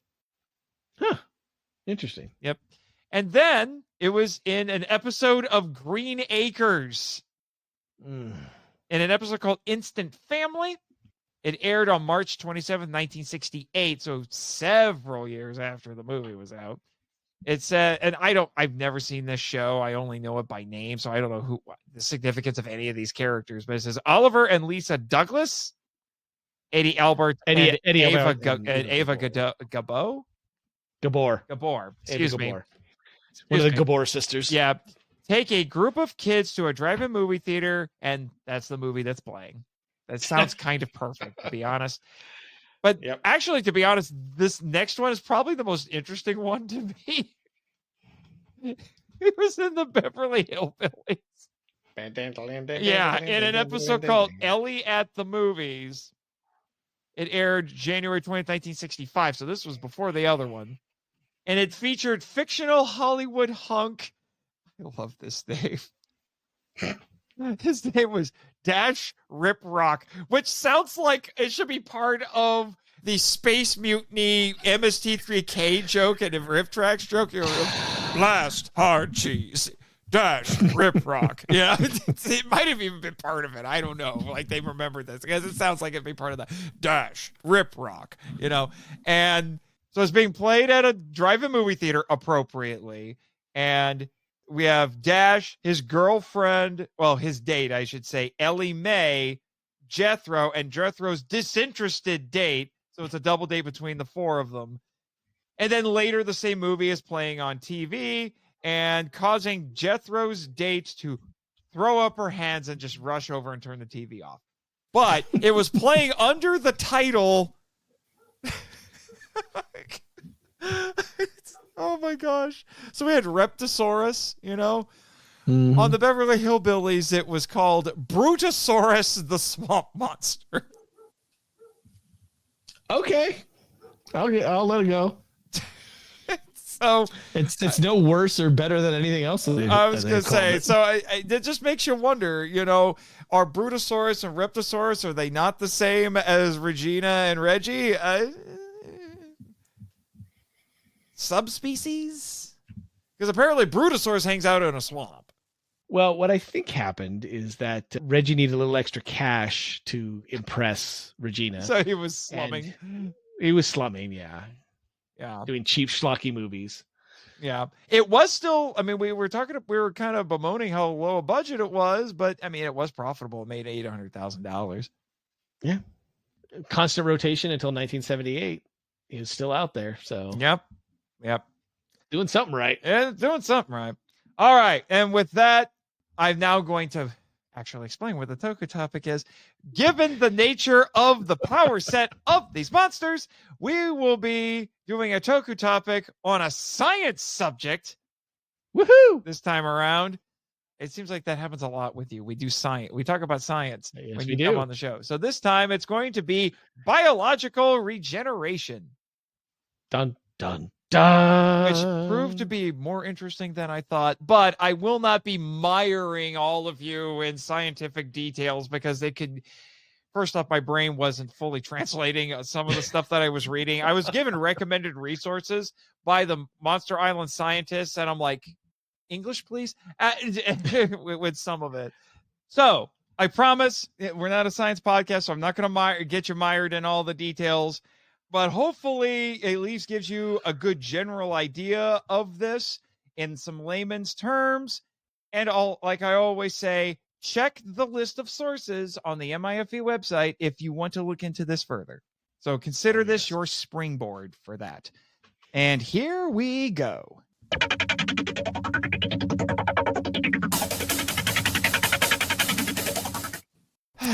Well, there go the final episodes of Power Trip and Henshin Men.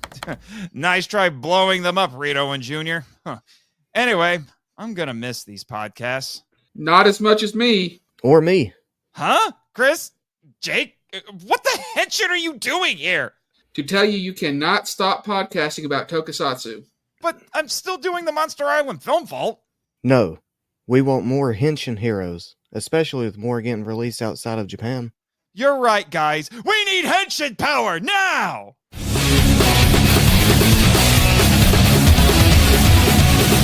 That's right, listeners. Henshin Men and the Power Trip are combining like Zords to create... Henshin Power V3. Where three friends have 3 minutes to talk about Tokusatsu. We'll pick up where those other shows left off with episode-by-episode coverage of Henshin Hero Television. But just like Ultraman, we'll only have 3 minutes to discuss each TV episode. Which means we'll be talking about 5 to 10 TV episodes on each of our podcast episodes. Whether the series is live action or animated, if it has a transforming superhero and wasn't covered in the other 2 shows, it's eligible for this new podcast. The heroes of the internet will be happy to know Henshin Men's trademark awards for things like the best stunt or fight scene and craziest moments are returning, with 2 new awards being added. And the listeners with attitude will love that the Power Trip's popular thematic discussion and infamous Rant Master will also carry over. So join us Ultraman Day, July 10th, 2024, and then every first and third Wednesday each month for a brand new Tokusatsu journey. You can even vote on which series we cover first. It's Morphin' Time. It'll be Henshin credible. Watch your favorite podcatcher.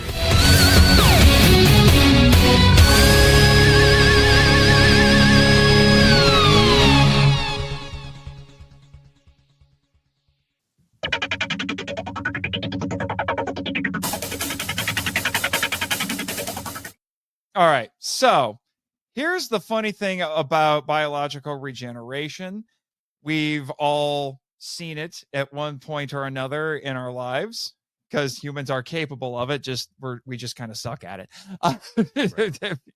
Or we've seen fictionalized depictions of it. So it's not a concept that we're unfamiliar with. So as we always do when we're talking about stuff like this, particularly when we're talking about scientific ideas, we got to give a definition. So the best definition I found doing my research was, quote, regeneration, a fundamental biological phenomena, refers to the innate ability of organisms to replace or restore damaged or absent organs, tissues, cells, or even entire body parts to their full functional state, end quote. And apparently, if you're a Reptilicus, you can have a tail and just regrow the entire body. Seems legit. Which is not as crazy as you might think. It's actually referenced in the movie. It's like, oh, worm. There are certain species of worms can do. They say earthworms, but it's not really earthworms. It's planarian worms. They can do that. Which we'll get into. Those things are insane. Like, it's just crazy what they can do.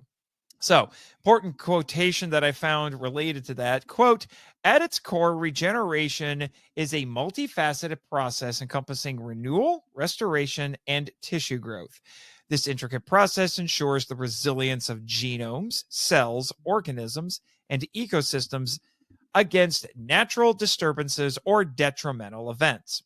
Remarkably, every known species, from the simplest bacteria to complex humans, possesses some degree of regenerative ability.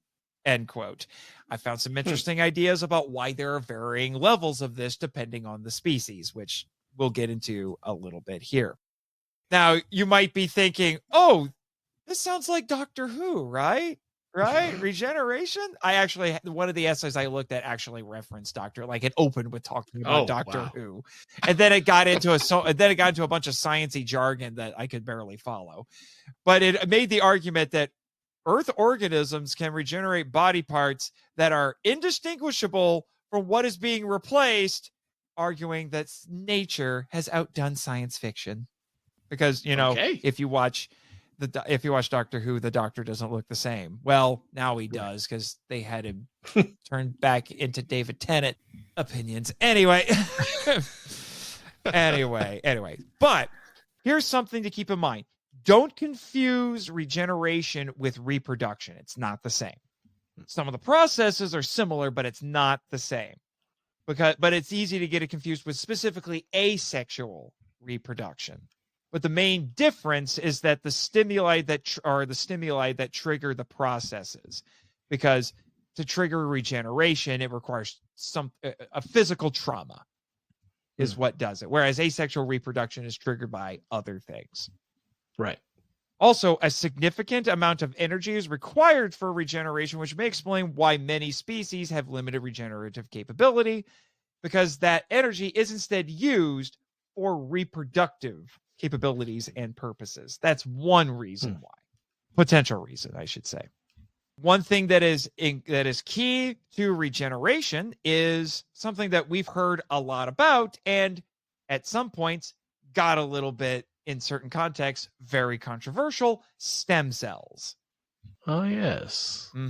So these are specialized cells with the potential to differentiate, meaning they can become whatever kinds of cells that are necessary. Like that's what it means by differentiating. They can fill in the gaps. They can become other cells where necessary.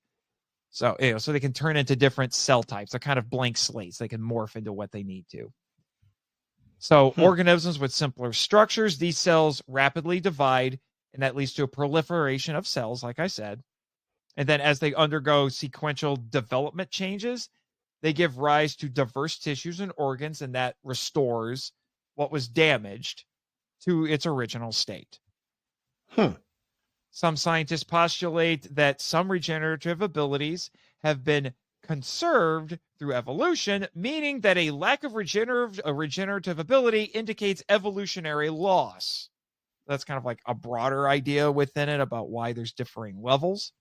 One figure who is very important in the study of this process was a guy named August Weismann, lived from 1834 to 1914. He was the first to postulate, quote, that regenerative capacity is an adaptive trait that is subject to phylogenetic alterations and therefore may vary considerably among the taxa. That was a word I had never seen before until I started reading all of this. Taxa, T-A-X-A.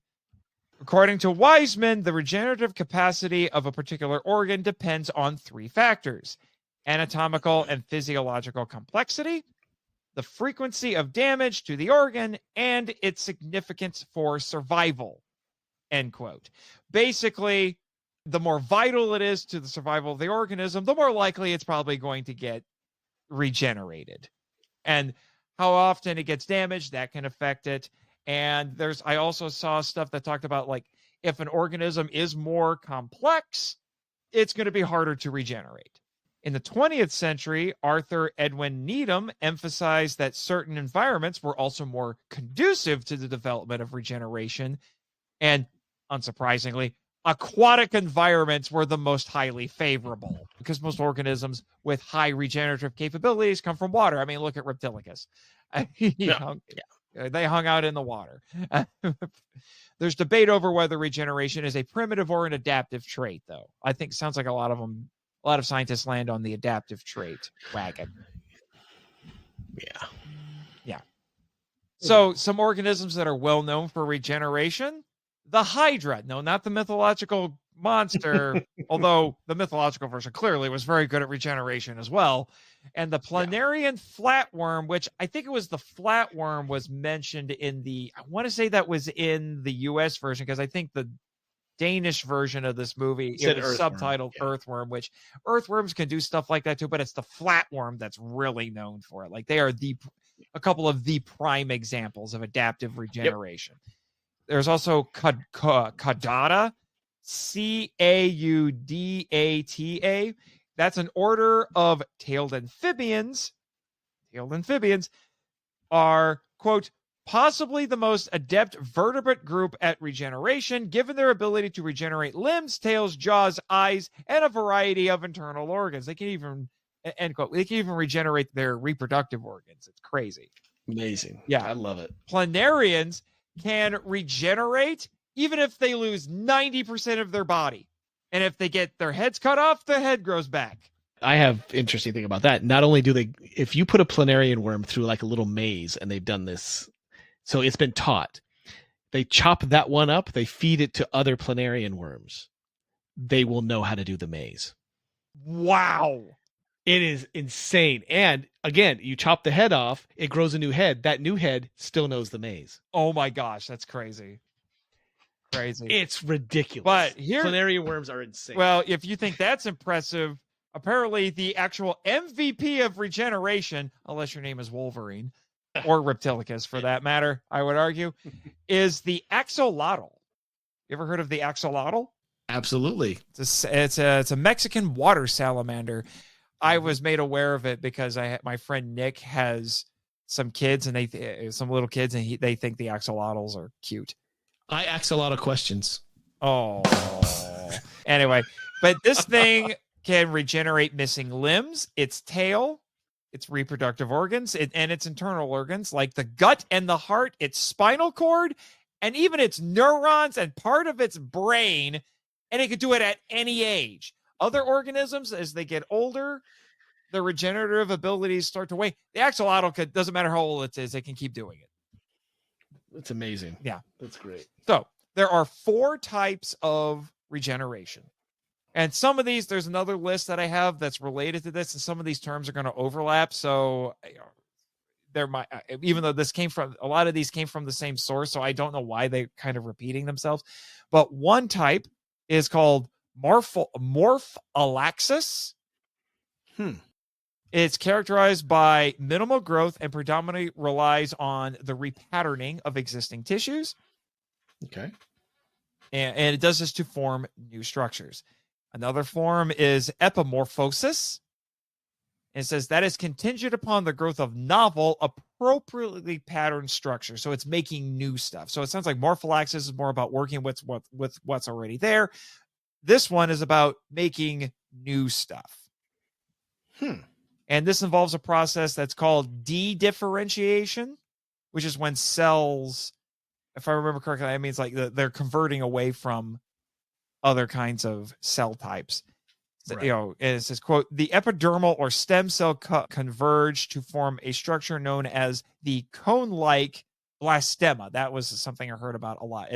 So when you see a lizard or like a salamander, when they get their tail cut off, that's the little stub that forms afterward that eventually becomes the tail. The blastema subsequently differentiates to produce structures with specific distal positional values. A notable factor influencing this process is retinoic acid, which modulates the proximal distal values during limb regeneration as observed in vertebrates. And I thought you weren't going to use all that technical stuff. That's still not nearly as technical as some of the other stuff I saw. You also have number 3, reparative regeneration. And this pertains to the repair of specific cells under particular circumstances. It's particularly associated with wound healing and tissue repair post-injury. It's activated exclusively upon trauma or injury. So basically, this is what Wolverine and Deadpool do. Only really fast. Yeah, technically they should be eating a lot of calories at those points, but yeah. But this is the sort of stuff. This is what humans can do. You know, if they get wounded. Like this, for what I read, the skin is actually it's one of the best parts of the human body at regeneration because that's for wound healing. The liver does it a lot too, but I'll get to that as well. Yeah. And then number 4, restorative regeneration. This is about restoring the entire organism or specific lost body parts. Mm-hmm. And this is about the replacement of lost tissue with specialized ones. And I would argue this is probably what the Reptilicuses do. And probably Time Lords. But this sounds like what the Reptilicuses do to me. Yeah. So lower organisms, some of these were referenced in the films. Lower organisms like starfish and carrots have rapid regeneration, while higher organisms like mammals have limited regenerative capabilities. And then some other examples I found is like there are insects that are very good at it because of all the molting that they do, but they're better at it when they're larvae. Crustaceans, I had to bring this up because we talked about crabs. Giant crabs. Yep. Yeah, because they molt, so they have high regenerative capabilities. Arachnids can regenerate their venom, which is probably what Reggie does. He probably regenerates that venom constantly. Now I'm bumping the mics. All right. And then segmented worms or annelids, they can perform segmented regeneration. Even if you bisect them, they can do that. Yeah. And then encenoderms, like starfish, they can regenerate limbs and organs with several weeks. With several weeks of losing them, or within several weeks of losing them. And some species must have their mouths intact to gather energy. You were bringing that up for the process. Yep. In fact, the first organs to regenerate are those associated with the digestive tract. And these sorts of things have been studied in these species since the 19th century. So this is one of the prime examples that people were observing first. Some animals, such as certain species of lizards and amphibians, engage with what is called autonomy. Do you know what this is?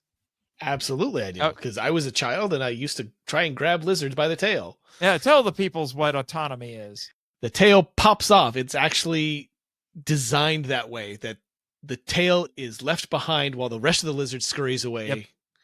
And the tail then twitches and maintains life to engage the predator so that it doesn't go after the rest of the lizard. It's a defense mechanism. And the tail immediately starts growing back. I wouldn't be surprised if the Reptilicuses can do this too. Yeah. Considering that it grew from a tail. Yep. So regeneration research using planarians has been going on since the 1800s. It was popularized by a gentleman named T.H. Morgan at the beginning of the 20th century. His was a name I saw come up several times. Yeah. Planarians exhibit an extraordinary ability to regenerate lost body parts. For example, you can split lengthwise or crosswise a planarian, and it will just regenerate into 2 separate individuals. Scary. Yeah. T.H. Morgan found that a piece corresponding to 1/279th of a planarian, or a fragment with as few as 10,000 cells, could regenerate within 1 or 2 weeks into a new worm. Oh, God. It's crazy. Oh, that's horrible. Yeah. I wonder if Good the thing Reptilicuses can do that too. Actually, they say that they can, because they're like, if you hit them, then all the little bits will go off and become more. Yeah. I guess they just need a nutrient fluid or some kind of protein source to do that. Yeah. It says, in order to prevent starvation, a planarian will use its own cells for energy, and this is called degrowth. All right. Interestingly, quote, researchers at Australian Regenerative Medicine Institute in Monash University, so apparently they have an entire section of this university dedicated to the study of this, have published that within macrophages, a type of white blood cell that engulfs and digests pathogens, which eat up natural debris, if these are removed, salamanders lose their ability to regenerate and form scarred tissue instead. Interesting. Yeah. That is very interesting. Yeah. Reparative regeneration in mammals is very rare, but there are 2 species of African spiny mouse who have the ability to regenerate damaged or autonomically lost tissue. And like I said, humans can regenerate, some tissue like skin, they can regenerate that quickly. But others are being researched. They can regenerate red blood cells. So if you ever donate blood at the Red Cross or something, you will regenerate those red blood cells eventually. However, reparative regeneration is limited. Yeah. Human livers have been observed to regenerate after injury, and this is called hypertrophy. Quote, another example of reparative regeneration in humans is fingertip regeneration, which occurs after phalanx amputation distal in the nail bed, especially in children. And also rib regeneration, which occurs following osteotomy or scoliosis treatment, though usually the regeneration is partial and it may take up to a year to do it. Wow. Yeah. And this is interesting. It's theorized that mammals who have high immunity, as in high disease immunity, can't regenerate nearly as well. However, humans in prenatal development have all the same genes for limb regeneration as starfish and hydra. So some suggest that you could wake up these genes to make it possible for humans to regrow limbs. That sounds like some mad science right there to me. Marvel Universe does that. There's a character called the Power Broker who doles out superpowers, and if he's basically a geneticist who's doing that, that's one way of making super regenerate. Yeah, I'm trying to remember. I could have swore I saw something where I think it was a comic book or something, or a piece of comic book media where it's like, no, it was Frankenstein Conquers the World, where they're like, let's see if his arm will actually grow back, cut his arm off. And they're like, no, we can't do that. We don't know if that'll work. We can't harm him. So it's this big I'm going to do it anyway. It's this big ethical dilemma. Yeah.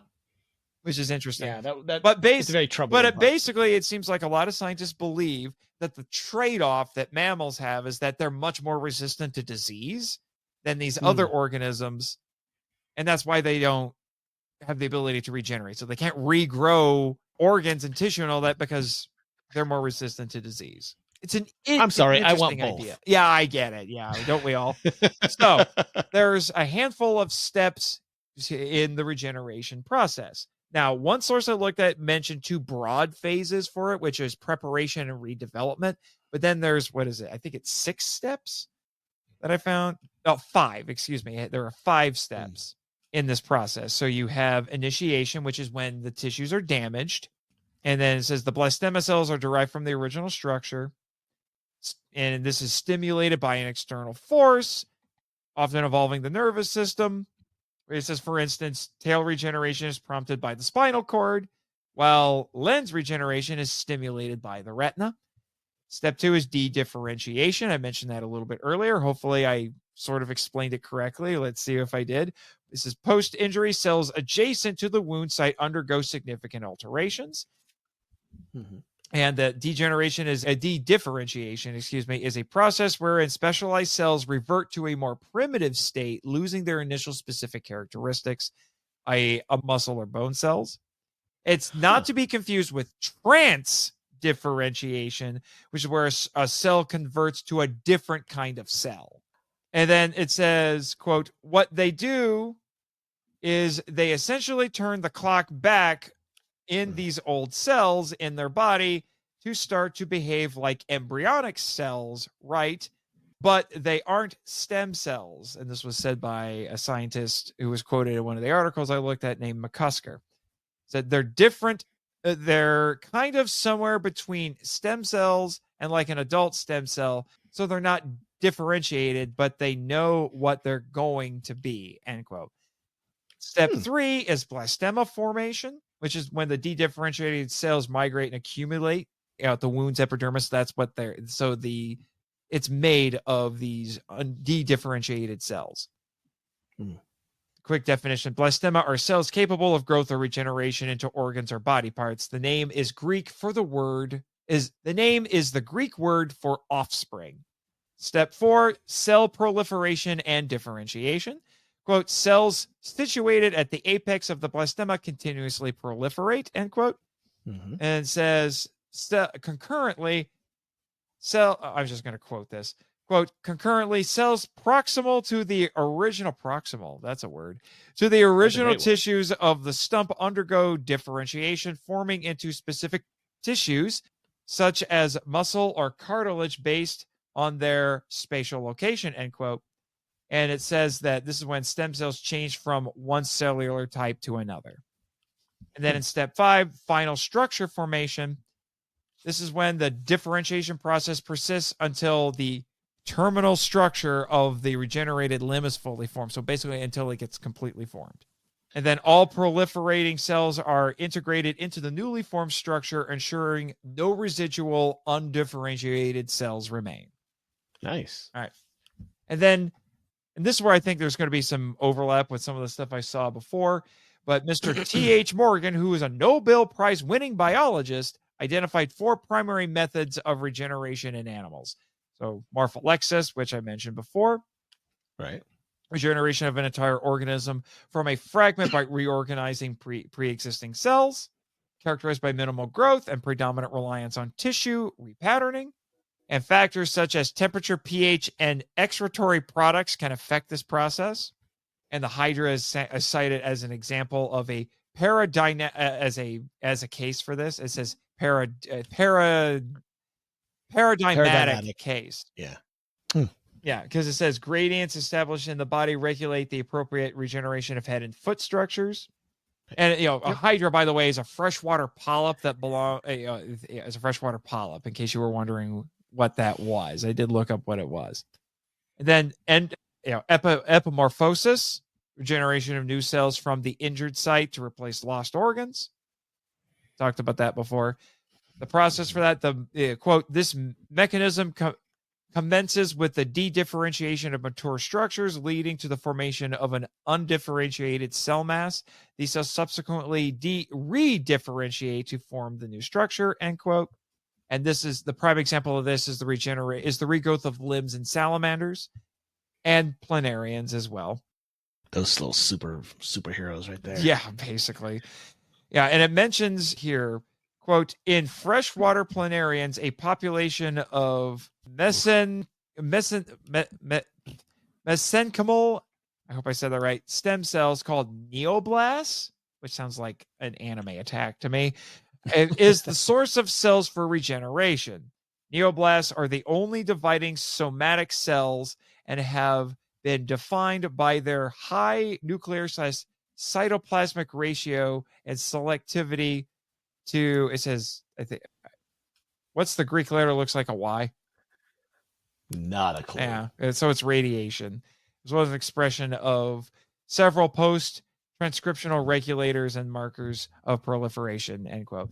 And then another one was stem cell mediated regeneration. And I just wrote exactly what it says. It uses stem cells to regenerate specific tissue or organs. This has been studied in mammals.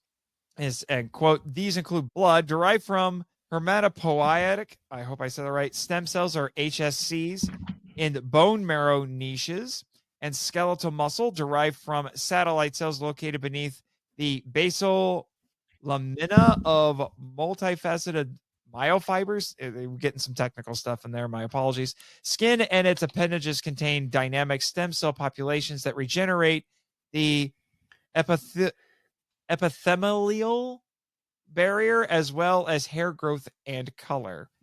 So an example of this would be the continuous replenishment of blood cells. Hematopoietic. Yeah, there you go. Yeah. And then hematopoietic. And then you have compensatory regeneration. So it's differentiated cells proliferate while retaining their specialized characteristics. And says, quote, and we're talking about the process here, unlike other mechanisms, compensatory regeneration does not involve stem cells or de-differentiation. Instead, each cell replicates to produce similar cells without forming an undifferentiated tissue mass, end quote. Mammalian livers do this. So we were talking about hypertrophy before. That's how hypertrophy works. So you can keep on drinking. You hope. Don't overwhelm it too much, okay? No. Yeah, that's why humans can donate a portion of their liver to someone with the same blood type, and both sets of livers will regenerate into a whole liver. Yeah, It's fascinating. Yeah, it's too bad the rest of the organs can't do that. That would be handy. Like, Just lungs, as a quick stomach, heart. and just as a quick aside, there are species of shark that can regenerate their teeth, obviously. Constantly. Because so many teeth. So many teeth. They lose teeth a lot. And then they just grow right back. Yes. That would come in handy. So yeah, basically, humans, generally speaking, there's some freaks out there, I'm sure. We can't regenerate for multiple reasons, but most mammals can. So it's more of an invertebrate thing. Insects, crustaceans, salamanders. Well, they're vertebrates, but never mind. So there you go. And like I said, I think we identified several of those characteristics and applied them to Reptilicus.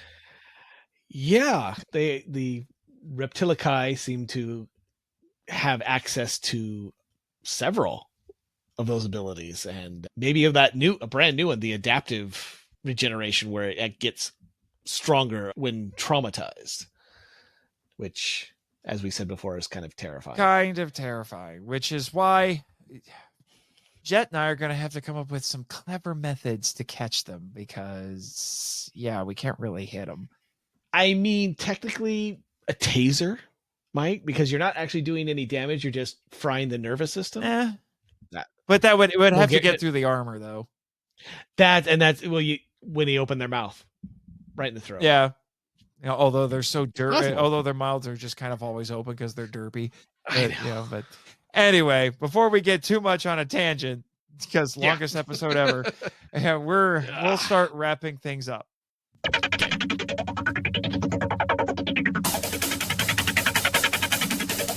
All right. What's this, Jet?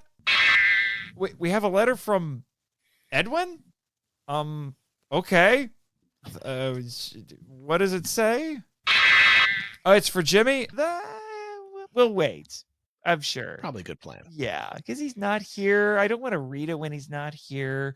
That'd be kind of rude, even if it was sent to Monster Island Film Vault at gmail.com. If you want to send us feedback, shameless self-promotion a little early. So, and not to Jimmy's email. Oh, you did forward it to him. Okay, nice job. Yeah. See, my jet speak's getting better. I actually understood most of that. Yeah. Better than mine. Either that or maybe the caffeine's wearing off. So I'm just, delusional enough to think I know what he says. All I get is the insults, apparently. Yeah, apparently.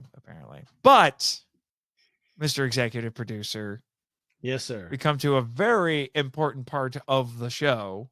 Almost as important as the other one I mentioned. It's tropey time. It's tropin' time. By that we mean the Patreon shout-outs. I shall ask thee once again, will you chant my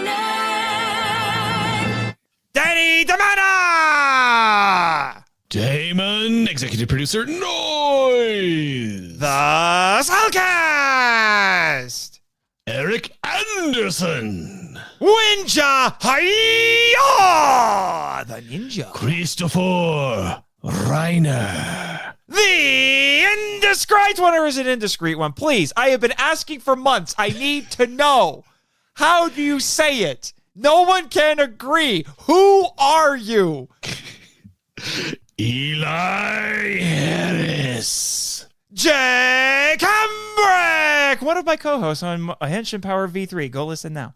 Matt Walsh, but not that Matt Walsh. Oh, thank Godzilla. Jonathan Cartwright! Leon Campbell. Michael Watson! Edwin Gonzalez. Eric Pearl! And finally, my financial rival, Sam Allred. And yes, he makes my eyes all red.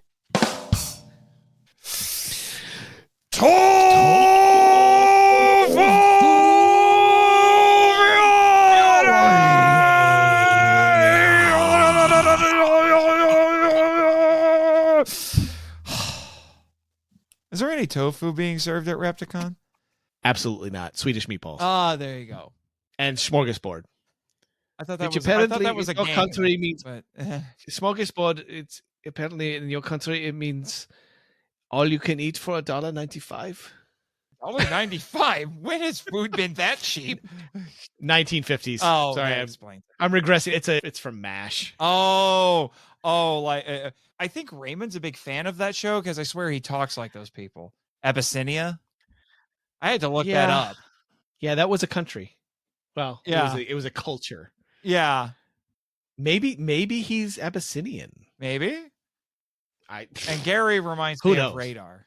doesn't he though? He does. I mean, he is kind of a little, not really round, but he's definitely, He he doesn't get out much. No, but he definitely gives off that Radar energy. I'm just saying. Yeah, Except he has all of Although his he fingers does- at the very least. and he does seem a little more long suffering, like he's given up.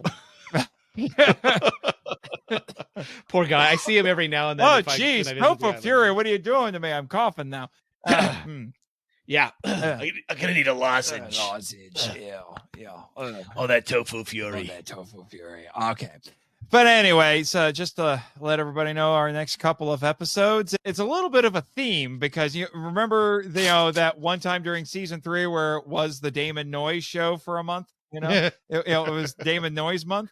Well, we're kind of getting the same thing here because our next episode, with episode 100 kind of goofing around our schedule a little bit, you're going to get two Monster Island Monster Island World Tour episodes in a row. Because after this one, our next one is one of the other European 1961 kaiju movies where we got to move to jolly old England for this one, Konga. Conga. Huh. Conga like. Yeah, one of the most blatant Kong ripoffs ever. I almost didn't include it, but I'm like, I could potentially get all the major British kaiju movies out of the way because there's a bonus episode coming up too. So I was like, just get them all. Gotta catch them all. Catch them all. So we're doing Konga it's Alfred. Michael Goff. Michael Goff. Love him. He's fantastic. It's wild. It's wild. I've only seen the movie once, and it was for Kaiju Quarantine back in 2020. And I remember making jokes that I felt bad making. As they were they were really off color. And I'm like, oh man, I have crossed lines. And then my fellow podcasters had to tell me, no, it's fine. I thought it was funny. So it's a movie that lends itself to off-color jokes. Let's be honest about it. It's kind of icky.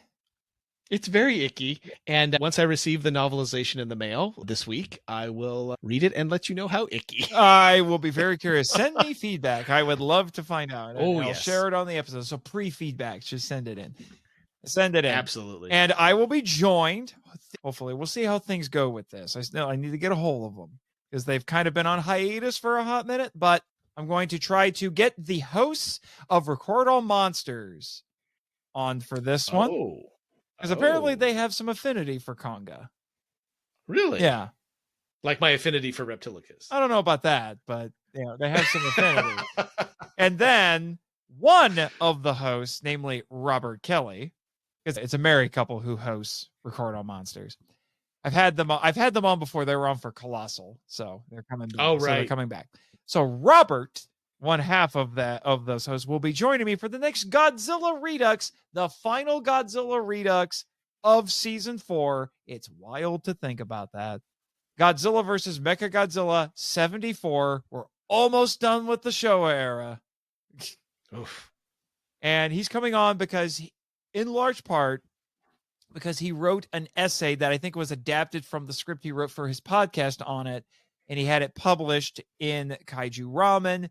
It's one of the most brilliant takes on this movie I have ever read, and I want him to share it with the Kaiju Lovers on the air. I fantastic. can't wait to have him on. He has a very unique experience with this movie and has a very interesting affinity for it. Very unique. affinity for it. Hmm. And I can't wait for him to share that with everybody. And I'm also going to be sharing all the fun research that I did on Okinawa that really opened my eyes to things in that movie that I didn't realize were there, that went right over my head. It was one of the first movies when I started really looking into, the things that were going on in these Godzilla movies, that once I knew all of this, I'm like, oh my gosh. Yeah.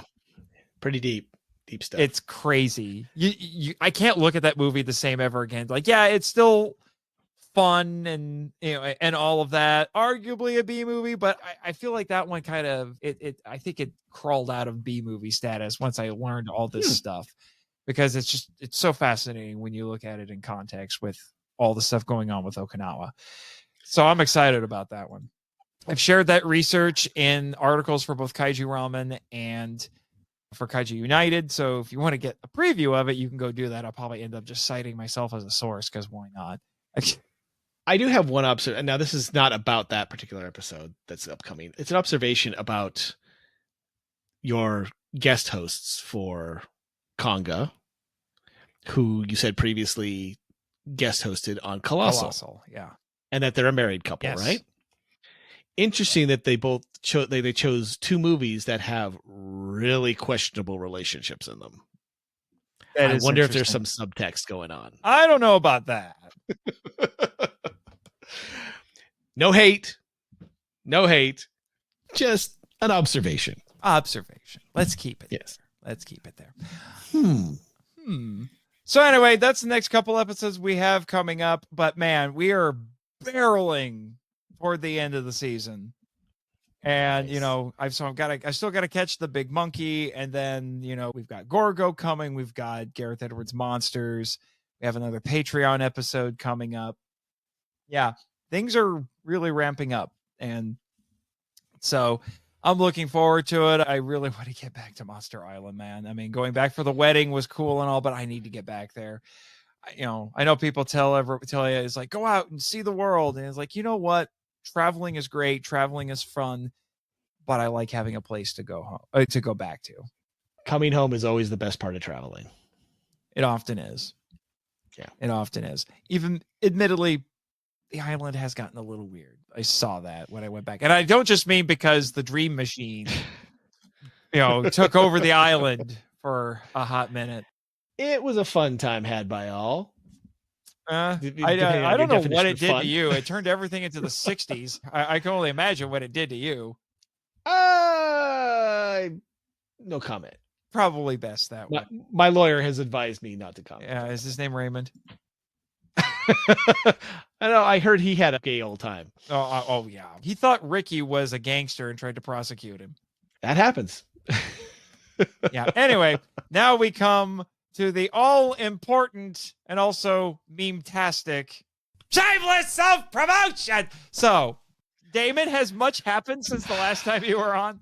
Not a lot, thankfully. But that's both a blessing and a curse. I have auditioned for a few things. I am still Helmut Zemo for the Avengers audio drama on Scyther. But beyond that, yeah, not a lot, which is fine. I enjoy my free time. I enjoy watching old movies. I enjoy spending time with my wife, who is a delight, and she puts up with my old movie habit. Yeah. So I do know that a movie that you were in a couple years ago has been published on YouTube now. why are we talking about Off the Yes. Road?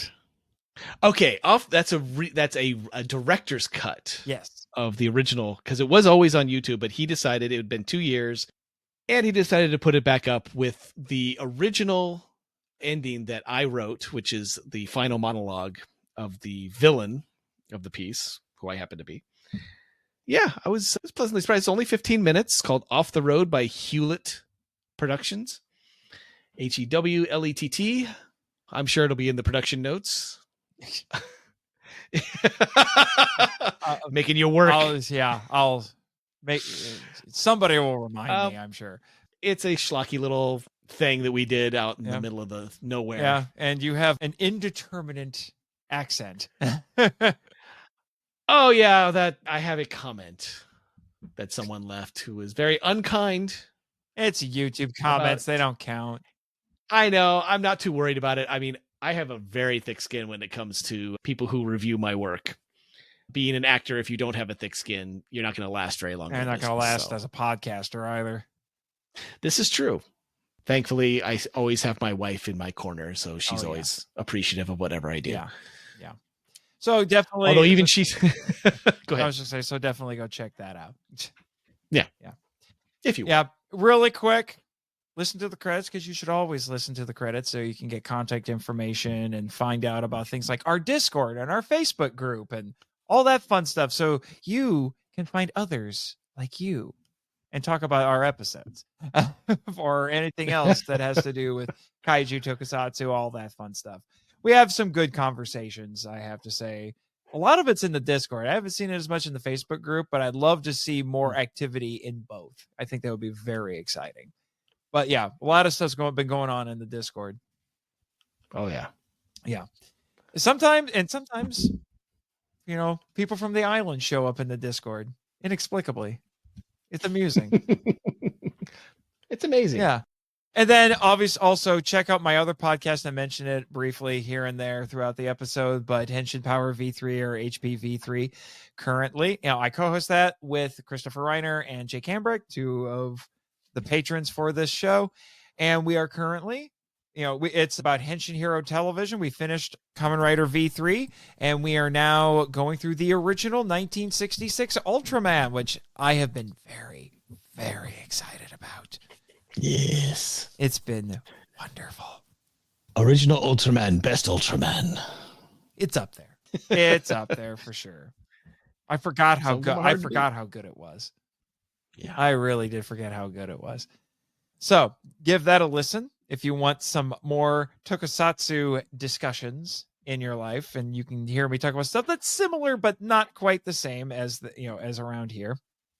You know, we have a 3-minute gimmick there. You know, we cover like between 5 and 10 episodes of a television show per podcast episode, but we only get to talk about each one for 3 minutes. Yikes. We've gotten pretty good at it. Took a little while, but we've gotten pretty good at it.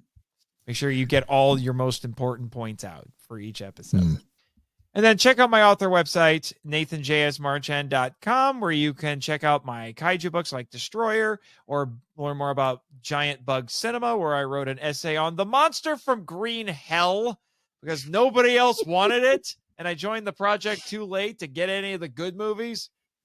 Oh, well, it'll probably get covered on the show eventually because giant wasps in Africa. Why not? 1950s. Ends a little bit like War of the Worlds. I'm not kidding. You laugh, but I can make that argument. All right. So definitely go check on that to get updates on myself as a writer. You know, I'm always working on something. I don't just write for this podcast. I write a lot of different things. I've got a ton of book projects that I'm trying to get, out there into the world as well. Some of it's kaiju, some of it's not. I also am I'm a contributing writer to Kaiju United, the premier kaiju website on the internet. So you can go on there and check out where I do things like review comic books and republish some old Kaiju Ramen articles like the one I mentioned about Okinawa. And also, like Damon, I am also part of the troupe of actors for Scyther Inc. Production, Scyther Podcast, whichever name you prefer. I have infamously played Rito on Power Rangers, the audio drama, and of all people, Deadpool on X-Men, the audio drama, and actually in some of the same episodes as this gentleman right here, I have now joined the Fantastic Four. I'm Johnny Storm, baby. And he's on fire. I'm on fire. And they guest starred on an episode of Avengers, the audio drama, where you made your debut as Helmet Zemo. At the end, you got to talk to Dr. Doom. Hello, Doom. I was wondering if you would like to join my troupe of merry actors. Yes. So we were in the same episode. We weren't in the same scene together, but we were in the same episode. We did go after the same bad guy, but it was so well received. And then I kind of talked our showrunner, Mitch McFarland, on that one into, he's like, oh man, I wish I had the time and bandwidth to do a Fantastic Four show. I was like, why don't you do a special?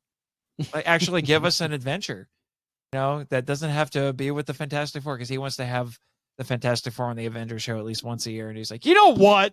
I will. So he goes up and he's written an entire Fantastic Four special where we get to fight Super Skrull. It's going to be great. Nice. So yeah, we go to another planet too, and the team gets broken up, and so it's just 2 and 2 of them for a while. It's Johnny and his sister, and then Reed and Ben, and it's gonna be great. Don't give away too much. I won't. That's as much as I can give away, I think, because it's only the first draft of the script, so who knows where it's going to go after this. But that's going to be exciting because I love Johnny. Johnny's fun. Johnny's fun. What's funny is there was a line actually in the script where he makes a comment on the fact that this version of Johnny is actually too young to drink. Because they're on the Skrull homeworld and they try to give him alcohol, and he's like, "What? I want to live a little. I know I'm not old enough to drink, but let me live a little." That's I keep forgetting he's actually 19 in this, so he's younger. It's comic accurate, but if you're used to seeing Johnny in the movies, he's not that young. No, but he was that young in the comics originally. All right, so I think we've covered all of the important stuff. Wait. Come again, Jet? The Reptilicuses are here? Are you? You're teasing me, right? You're not teasing me. They're here. They showed up. Okay, so what noise was that? That's a squee of joy. A squee. These things are rampaging, rampaging right through Tivoli Gardens right now. Who knows what damage? Oh, that's incidental. They can rebuild. They're insured. They're fine. They're just, you know what? They must be here for the stage play. They want to watch. Let me guess. I don't know how many Repti-Cons there have been, but they've never been there, have they? Oh, of course not. They've all been in America. I mean, I guess here they treat it like a comedy. I guess you need to start telling them to have it on Monster Island or something. But you're excited that they're here to crash the con, literally? Absolutely. You know what? We'll get them a lanyard. They'll be fine. Oh, Lord. Okay. All right, Jet, it's time to initiate Kaiju capture protocols. So, cue the credits.